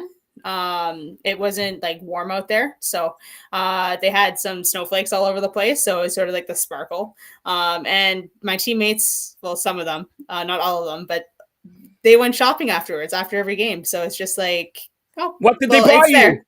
What They did they bought me buy nothing. you? They bought me nothing. Well, they did buy me something. They told me to tell you to get a jersey from Marty Roberts. That's what they That's said. why they didn't buy her anything, because she hasn't got me anything yet. See, there you go. All right, that's the Toronto Six at the Canlan Ice Sports in North York against the Metropolitan Riveters this Saturday, December 10th, 2 p.m. I believe, right? 2 p.m. And then Sunday, December 11th, also I believe at 2 p.m. And then you play against on Friday. You play against Buffalo, I think.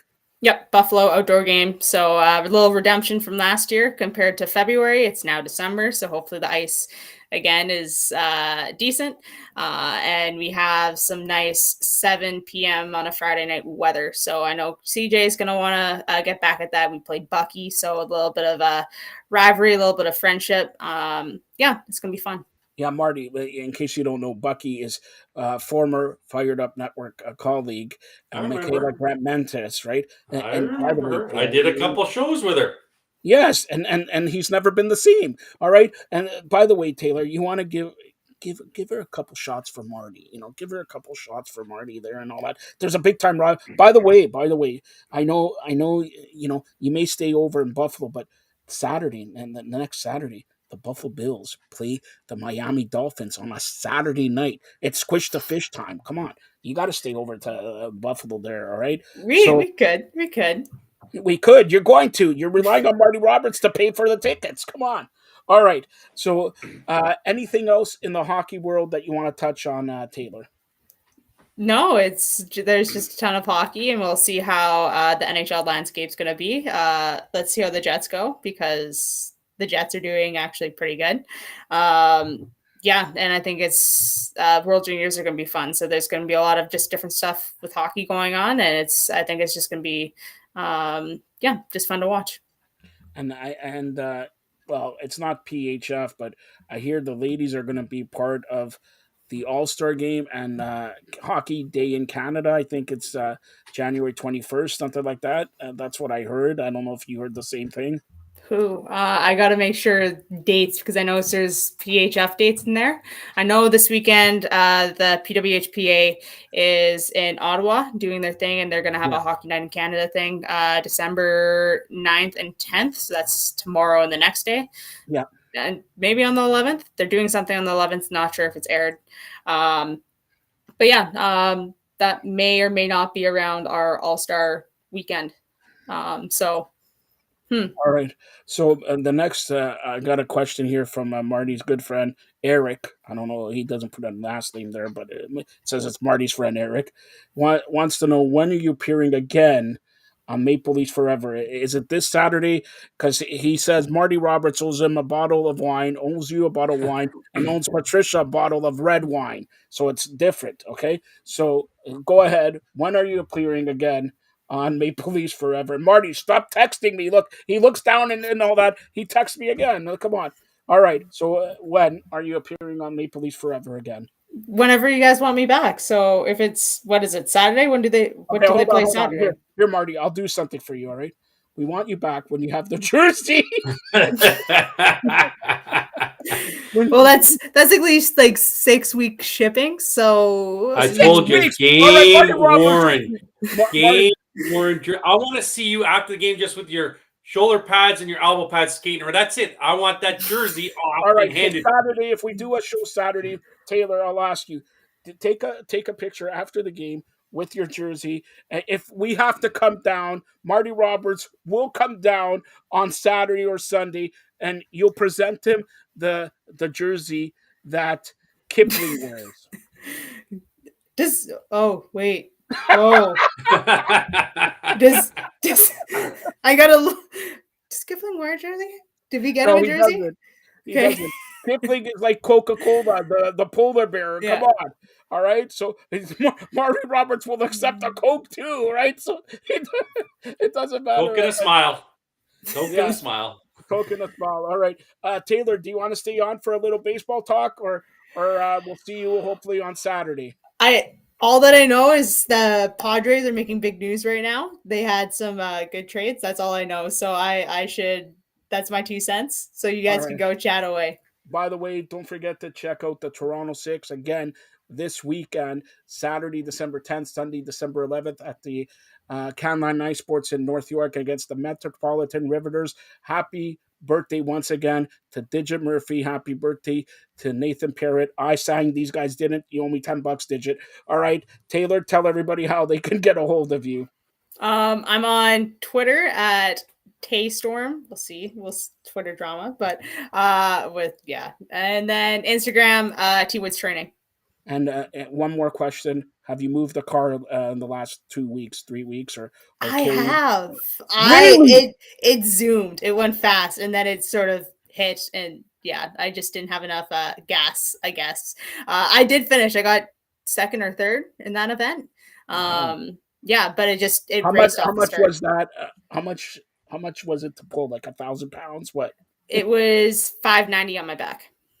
590 on your back. Marty, can you do 59 on your back, let alone 590? Nope. Nothing on my back. Hey, I'll just so you know, this weekend I'm going to go watch Toronto 6 play. I'm going to have a sign that says, "Where's my jersey?" That's all I'm going to put it up against the glass. Where's my jersey? And then just point the whole time. Yep, the whole point. Just when you're on, I'm just pointing at you. No one else, just you. Wherever you go, that's where it is. I might get a seat beside the bench. You hear this, Justin Levine? Get security to throw out this guy, Marty Roberts, the grizzled young veteran from Canland Ice Sports. All right, Taylor, hopefully we'll see you if we do one on Saturday. You're more than welcome anytime. That's Taylor Woods, Toronto Six, all-star defenseman. Thanks a lot, Taylor. Thanks. Have a good night. Take care. All right, so we're going to switch from Maple Leafs. Is there anything else you want to add, first of all, Marty? No, we hadn't talked in a while, but he had the Letang situation where he had the stroke. That's his second stroke, I think, in 6 years.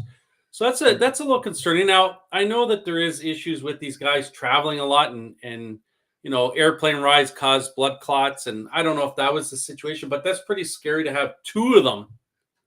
And he didn't, there was no he had no effects. He didn't show any effects from the stroke. He just went in and said, "I know my body and I don't feel right." And they checked him out and he ended up having a stroke, which is it's absolutely scary that these guys are out there, going full tilt and to have a stroke at that age twice at an athlete of his caliber, that's pretty scary that, any of us, it can happen to, and we're nowhere near the athletes or in shape like those guys are. So it was pretty scary about that with Letang. It was a shock when I read it, and I forgot that he'd had one in 2014, I think it was. So they're going to have to monitor him, and we'll see if he's back. I know he's out, I think, doing some light skating, but we'll see if he's back in game shape in the next month or two. All right, as you can see, good job by the producers. Now we're going to do Around the Majors with Marty Roberts here for about 10 minutes because the Blue Jays have done, you know how much the Blue Jays have done? They have done more than you were when you were playing Kipling for the Toronto Six, okay? Are you, we're big Blue Jay fans there also, okay? Are you sort of mind-boggled, upset? Like, they lost, by the way, they lost on another, what everybody wanted, their center fielder, they lost, the Mets signed him, what was it now, for 9 years or 6 years? How, for Nemo, it was 8 years, 162. 8 years, 162. So there's just over $20 million a season, right? And that was the guy that everyone thought. Up till now, I was not concerned about. I know a lot of people were. Oh, they haven't signed him, but all the guys that signed previously, they weren't really big in. Yes, they checked in on the Verlanders and stuff like that, which they had to. And then once Verlander, was going for the money, there's no chance that the Jays did it. But Nemo is a guy that they were, I think, targeting, and they were hoping to get, but you know, I don't know. There's still some players out there that are the Jays will be looking at. I know that Conforto will be one. Brantley. There's two left-handed hitters as well. Don't be surprised if Gallo is talked to. Benintendi. There's four left-handed hitters there that might help out in the lineup there with the Jays. I don't know. There's some guys that have signed for an awfully lot of money. Let's just say like $40 million a year for Aaron Judge over the next 9 years. That's an awfully lot of money to put in for a guy who just had his career year. So, really, it's not gonna. He's gonna decline now if this is his career. If the record-breaking home runs and the RBIs he had this year, he starts going backwards now. Is it worth the $40 million? He signed 9 years, $360 million with the Yankees. But even more, it just happened yesterday or just today. Bogarts to San Diego. Taylor mentioned San Diego making moves, but 11 years. 11 years. And Turner, what did he sign with Philly? I think 11 He signed years for $300 million, 11 years too. Like he was offered more from San Diego. Yeah. I think somewhere like $40 million more. Yeah. And he wanted to go back home to the East Coast, and that's where he's from, around that area. So he went back to that area and signed with the Phillies for that $300 million. He's from New Jersey. Is 11 years. So he's getting $27 million. And I'm going to guess that like Trey Turner's a guy that probably could have got above $30 million a year. Yeah. Right. So I'm guessing there's some people that were upset with him in the union, some players that he took a discount to go play on the East Coast. Like we're saying $300 million a discount, but he could have got awfully more. And, now Bogarts took that money that San Diego was offering. Yes, it was less, $280 million. I don't know. Is Bogarts worth that kind of money? I don't know if he is. He's a good shortstop. Yes, he is. But anybody, we're talking, we talked about, A-Rod, what did he sign 10 years ago? 10 years, $250 million. We're talking now about the next guy, Soto, declined $400 million, remember. So we're talking, A-Rod was 250. We're already reaching $400-500 million. And then there's going to be a strike. We got no money. Or like, unbelievable. And Marty, you were a pitcher. You were going to make it to the majors. You had bad luck and all that. But do you feel if you were 10 to 15 years younger, you could be home and cooled out with now? I'm not saying 300 million, but at least 100 million. Well, all these guys are special that play in the big leagues. They're all like, it takes an awful lot to get there. Those guys have talent that's unbelievable. Yeah, but even the closers are making 20 million. Yeah, but they're all unbelievable. But the money that they're throwing around is just absolutely insane. And baseball is it's the owners are their biggest problem is the owners. Like they look for other things. It's the owners that keep throwing this money out there that 360 million, 300 million, 280 million. I think DeGrom's getting $37.5 million a year. Verlander, $43 million a year. Like that's a lot of money being thrown. That just tells you how much money baseball does make in those markets.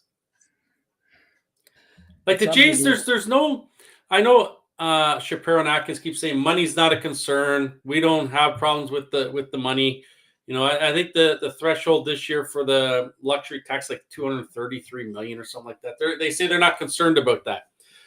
Well, if they're not concerned about that and they're offering these players contracts and they're saying no to it, that's pretty interesting to me as to why all these players are saying no to this money. If the Jays are offering, I'll tell you, if they're not concerned now, all right, Marty, let's forget about the Blue Jays, what they did, what they didn't do, or whatever. If this guy's getting 300 million or 280 million Bogarts, what is Bo Bichette? What is Vlad Guerrero? What, for that matter, we're talking about relievers and closers getting 25 million.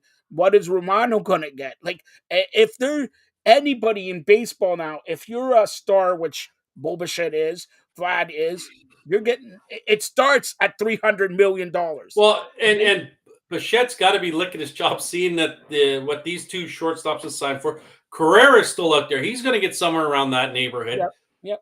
Yep. He's going to be licking his chops. And I'm going to say, the starting point for Bo Bichette when it talks contract now is going to be $250 million. Yep.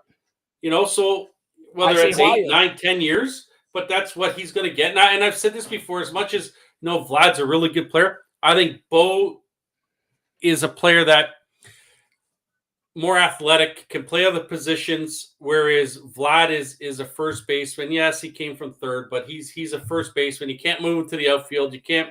So Bo might end up getting more money than Vlad ends up getting for a contract extension. But that's Bichette's licking his chops. Same as Vlad. Vlad's licking his chops too, seeing guys sign for this kind of money. So remember, Acuna, what he signed for $100 million, $110 million just like 3 or 4 years ago.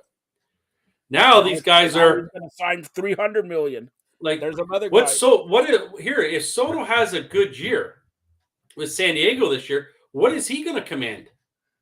Yep. Is he going to be $450, $500 million? It's getting out of hand in some instances here with guys with what they're getting paid. I know that for the first 5 or 6 years they're not making as good an income, but it's still playing a game, and you're making an awfully lot of money doing it. Unbelievable, unbelievable there. That just a couple years ago, we were talking $100 million, like you said. Now we're talking 3, 4, and eventually next year or 2 years we're going to be at $500 million. All right. I just want a side note here. Tried to get Steve Carney, but he's at the Tampa Bay Lightning game. Steve has news that Tampa is going to come out with a new stadium in Tampa across the street from Tropicana Field. So we'll try to get Steve on next week because I know, Marty, you love him. All right. So, him and Tom Brady and everything like that. We're going to try to get Steve on there also. But another shout out here. It's about time. The U.S. and Russia doing a deal. The WNBA player Brittany now freed. Now at this time she's home. It's about time for that because we talk about sports, everything here. But Marty, now forget about free agency because it looks like they're not going to do anything with free agency. There's still some players there. Yes, there are. It's not going to be the big splash unless they go out and get sign a Bassett for 4 or 5 years. Maybe they surprise us. They go and they sign Rodon for 6 years. Right? There's still some guys in the pitching side of things that can make big changes with the Jays in the AL East. Yeah, I think the route they're going is through a trade. Well, and you're right, and I was thinking that too. There's a couple I would look into. I'd call maybe Arizona, and there's Zach Gallen that's there, who's their top starter. That'd be a pretty nice add to the Jays rotation. Or do you call the Brewers? And the Brewers have 3 starters that would look pretty nice in the Jays organization in their rotation. And then you can also ask him if you want about Yelich. He's had a few, a couple rough years. Maybe they get Yelich thrown into a deal there with a Barnes, a Woodruff, or a Peralta, right? So there's going to be some things, and that might be, you're right. It might be the way they're going to have to go is trade. Yes, they're going to have to give up some, but this way it's not. We're saying no because of whatever money you're offering us. You have to come because we traded for you. So here it is. The trade chip they have isn't catching. So I'm going to go. Everybody's talking about this. So let's start off with this. Which catcher, if it's you're Marty Atkins. Mm-hmm. I don't know if you're better looking, but whatever. All right, you're Marty Atkins. Who do you trade? Well, the guy I would trade first is Kirk. Kirk's the guy for me that would go. Not only because right now he probably has the biggest value of the 3 catchers. Kirk's coming off, all-star year. I think he was, I don't know, was he a silver slugger for catchers? I can't remember. But it's to me, that's the best year you're going to get out of Kirk. So you might as well trade him when his stock is high. But even if you trade Kirk, you got Jansen and Moreno there that, Jansen's a pretty good catcher. You saw what he did when he was healthy last year with, hitting home runs and driving runs in, and the way that he controls the game. I think Kirk is the one. And I know I talked to a buddy of mine in St. Louis. He was thinking that he heard that the Jays in St. Louis were talking, but then St. Louis went and signed Contreras for 5 years to be their catcher. So that obviously isn't going anywhere there in St. Louis. So you're right. That's their biggest chip is that. And they got a couple, minor league guys that I hope they don't think about trading Tiedemann. He's the guy that could be up near the end of this year. If not for sure, in 24, he'll be in the Jays rotation.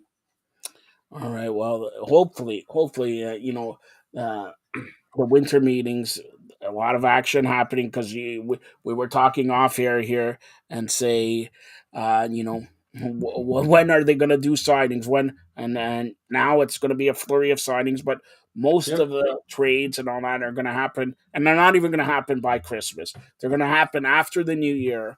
Okay, first week of January, second week of January. Let's hope the Blue Jays do something and not this only thing here that they renovate the Scott or Rogers Center and everything like that. Joe, I still think they're going to sign a couple free agents. I really do. I still think they're the guy that I keep going, and I said it from before, is Cafuto. I thought they were going to sign him when he became healthy at the end of last year. Toronto might be the perfect situation for him to come in and sign a 1-year deal, knowing that they still need an outfielder, and he could DH as well and build his stock back up for the following year. So I for some reason I keep thinking it's Conforto that they're gonna sign, and I think it's there's still a starting pitcher, maybe a reliever that the Jays are going to sign. I think that's where they're heading. I really do. And then we'll see if they add on trade wise after that. But I think there's a couple signings that are going to come out of this.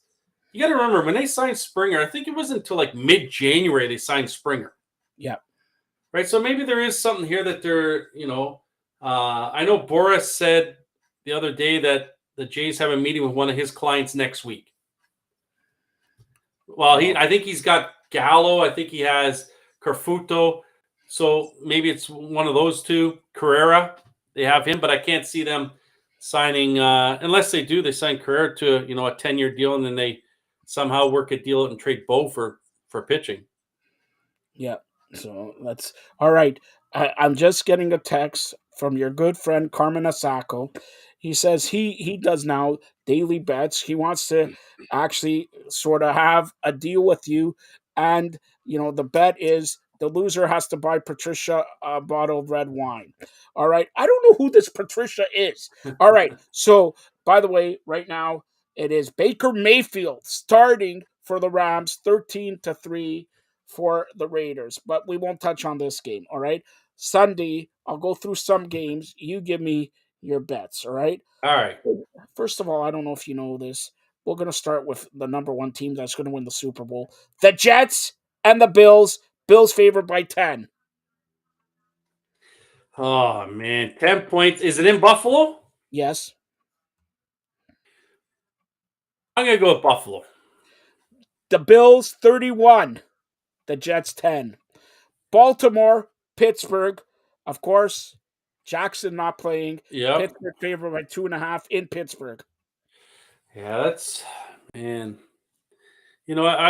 Everyone's always been on Baltimore because of Lamar, but I think I'll go with Pittsburgh here. I really do. I think I'll go with Pittsburgh. Pittsburgh plays pretty tough. I think it's at home in Pittsburgh, is it not? Yes. Yeah, so I'm going to go with Pittsburgh.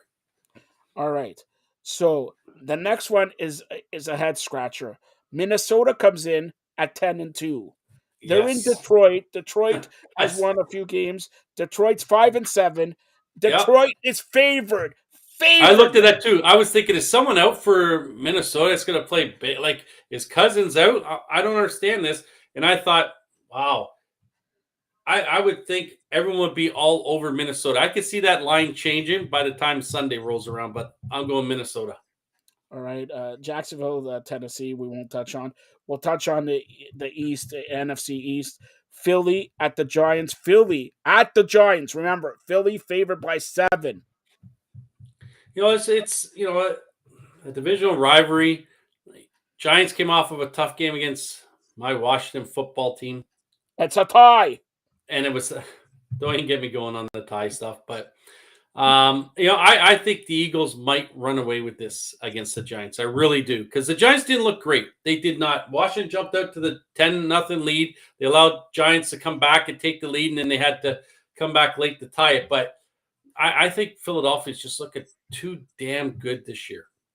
And the only loss was against who? Your team. Exactly. So I think they walk all over the Giants.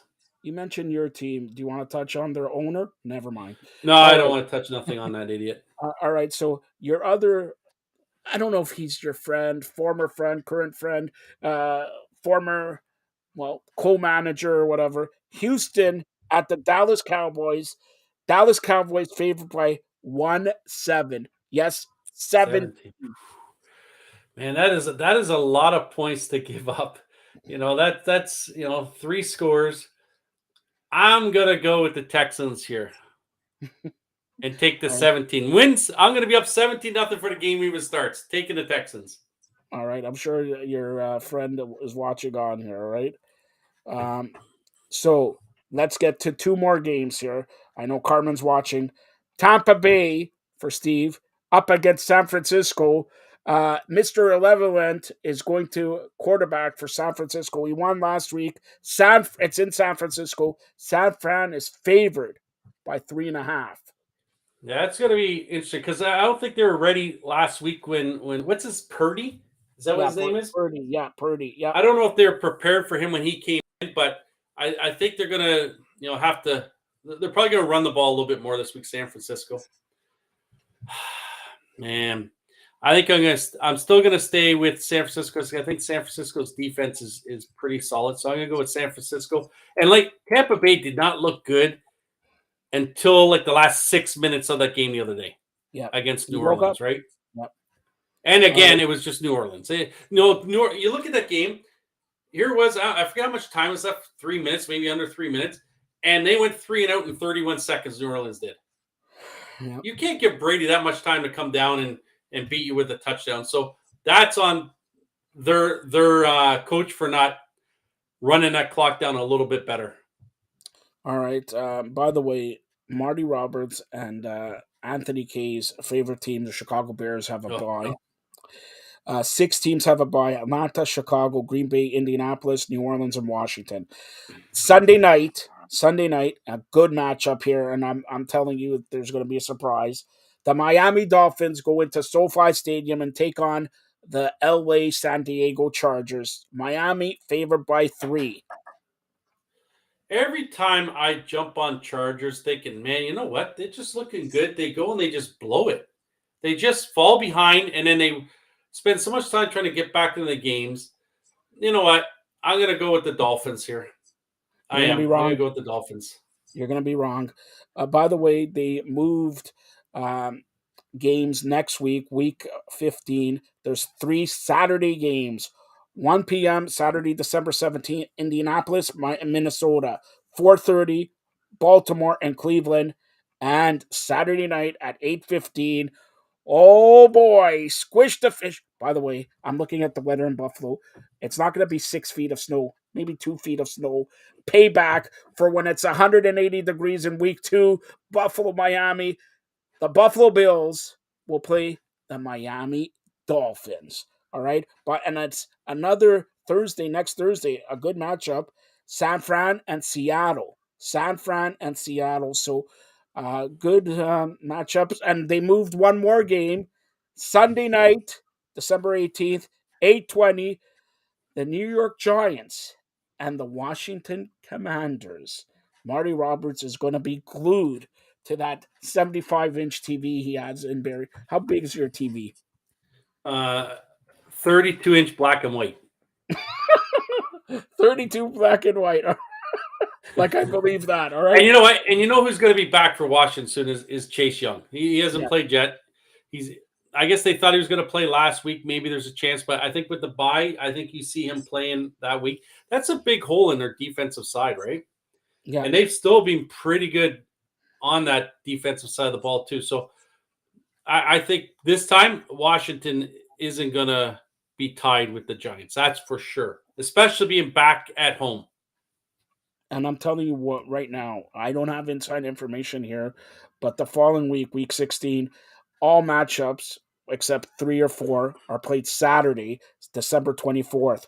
Right now, the Christmas Eve night game is the Raiders and Pittsburgh. That's going to be flexed to listen to this, Marty. I believe that's going to be flexed to Philly and Dallas. Philly plays in Dallas. That Christmas Eve. Unless Marty, you go around as Santa Claus, as Kipling and everything like that. But Christmas Eve, wouldn't you want to stay and watch the Eagles, the Cowboys, 8:15? Yeah, Come on. that'll be an intense game for sure. That will be, I think, was there 2 games separating them maybe between first and second? All And right. I think Philadelphia can actually clinch a playoff spot this weekend with a win Yes. and someone else lose. I can't remember what Minnesota the whole losing. scenario is, but Losing. that's going to be all these rivalry games are divisional playing. It doesn't matter what sport you are. There's always intense competition. There's a mean streak that these guys come with to beat that other team. It doesn't matter if you're 0-18 going into that game. That game is a meaningful game, and that one is going to be for first place, I would think. All right, as we close out Fired Up, I have to say this. Marty Roberts has become a huge soccer fan. Portugal. Tomorrow, the Portugal. quarterfinal actions begin 10 a.m. Marty Roberts still snoring. 10 a.m. Croatia, Brazil. Who do you call? I'm calling Brazil. 2 p.m. Netherlands or Holland against Argentina. You know what? I'm going to go with Argentina. So he's saying one semifinal, Brazil, Argentina. Now, Saturday, 10 a.m., Morocco versus Portugal. Portugal. I got them to win the whole thing. I got them at plus 800. That's not Portugal. It's Portugal. All right? Portugal to me. Do you think Cristiano Ronaldo starts? I would think so. Yeah, right. You don't even know what I'm talking about. 2:00, England and France. Say your winner in the language. If it's England, say it in English. If it's France, say it in French. I know what everyone is thinking. I'm going with England. He's going with England. All right. He's going to go. So in the other semifinal, he's saying Portugal and England. He says Brazil, Argentina. We're coming down to the nitty-gritty in Qatar. Has this been a good World Cup for you, Marty? You're a big soccer fan. Yeah, you know why it's really good? Because it's over by the time I get up. I knew it. That's why. It's not taking my prime time events away. It's starting early in the morning. It's done by the time I get up. I don't have to watch it. Yeah, and you're basically barbecuing there because and you know what? To be fair, when I do want to get my information, I listen to you guys on Fridays and your show, daily show for the World Cup updates with Carm. I'll get my info there when I want it. And that's why I've decided I took Portugal. You're going to lose.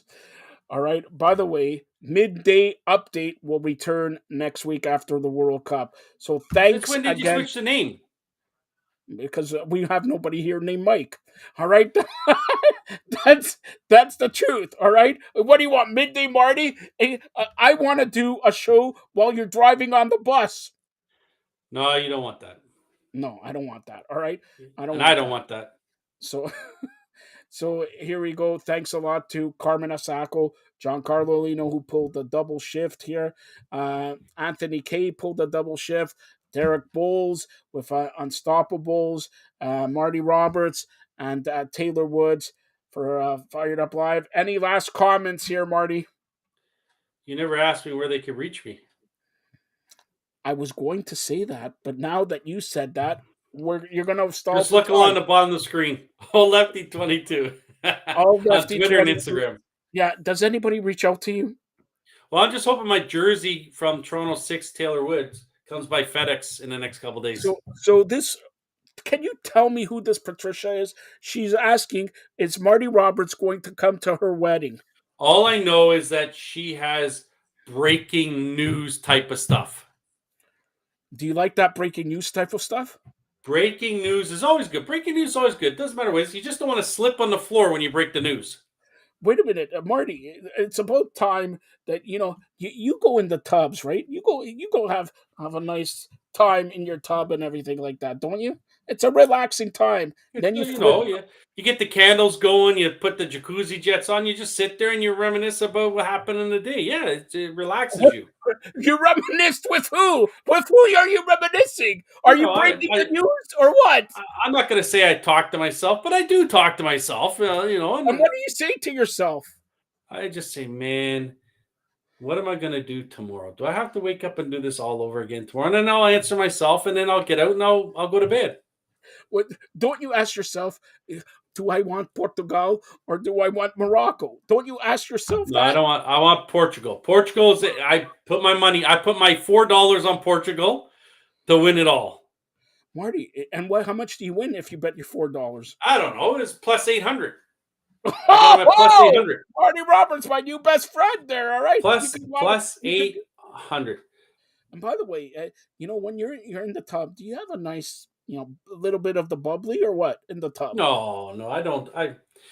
They call me one beer Morty. That's what they call me. I don't drink a lot. Do you want me to believe that? I don't. I really don't. I'm not a big drinker. All right. So your friend Patricia has asked, final question as we close out Fired Up Live. What do you want for Christmas? Oh my gosh. I want a few more zeros on my paycheck. TTC, do you hear that? TTC, do you hear that? All right, stay tuned for more great programming. By the way, tomorrow we're going to do a World Cup update. And guess what? It's Friday. Fem Fridays are back here on the Fired Up. Is the soccer show on tomorrow? Yes. World Cup update. But they're different. World Cup update is something different than the soccer show. World Cup update is every day. The soccer show is with Giancarlo, the coach, and you. And the World Cup update is usually just you and Carm. Since you're don't mix your shows up, Joseph.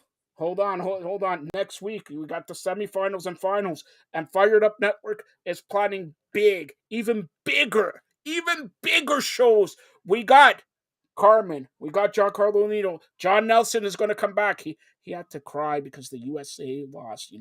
They only played one more extra day than Canada. But we also but that one extra day is big. You made it into the playoff round. Yeah, but they lost still. I want you to ask Carm tomorrow who should be the coach of Team Canada going forward. I know who's going to be the coach of Team Canada going forward. It's not going to be Marty Roberts, that's for sure. Definitely not. It's definitely not going to be me. Some guy named Billy something or other is going to be here, right? I don't know.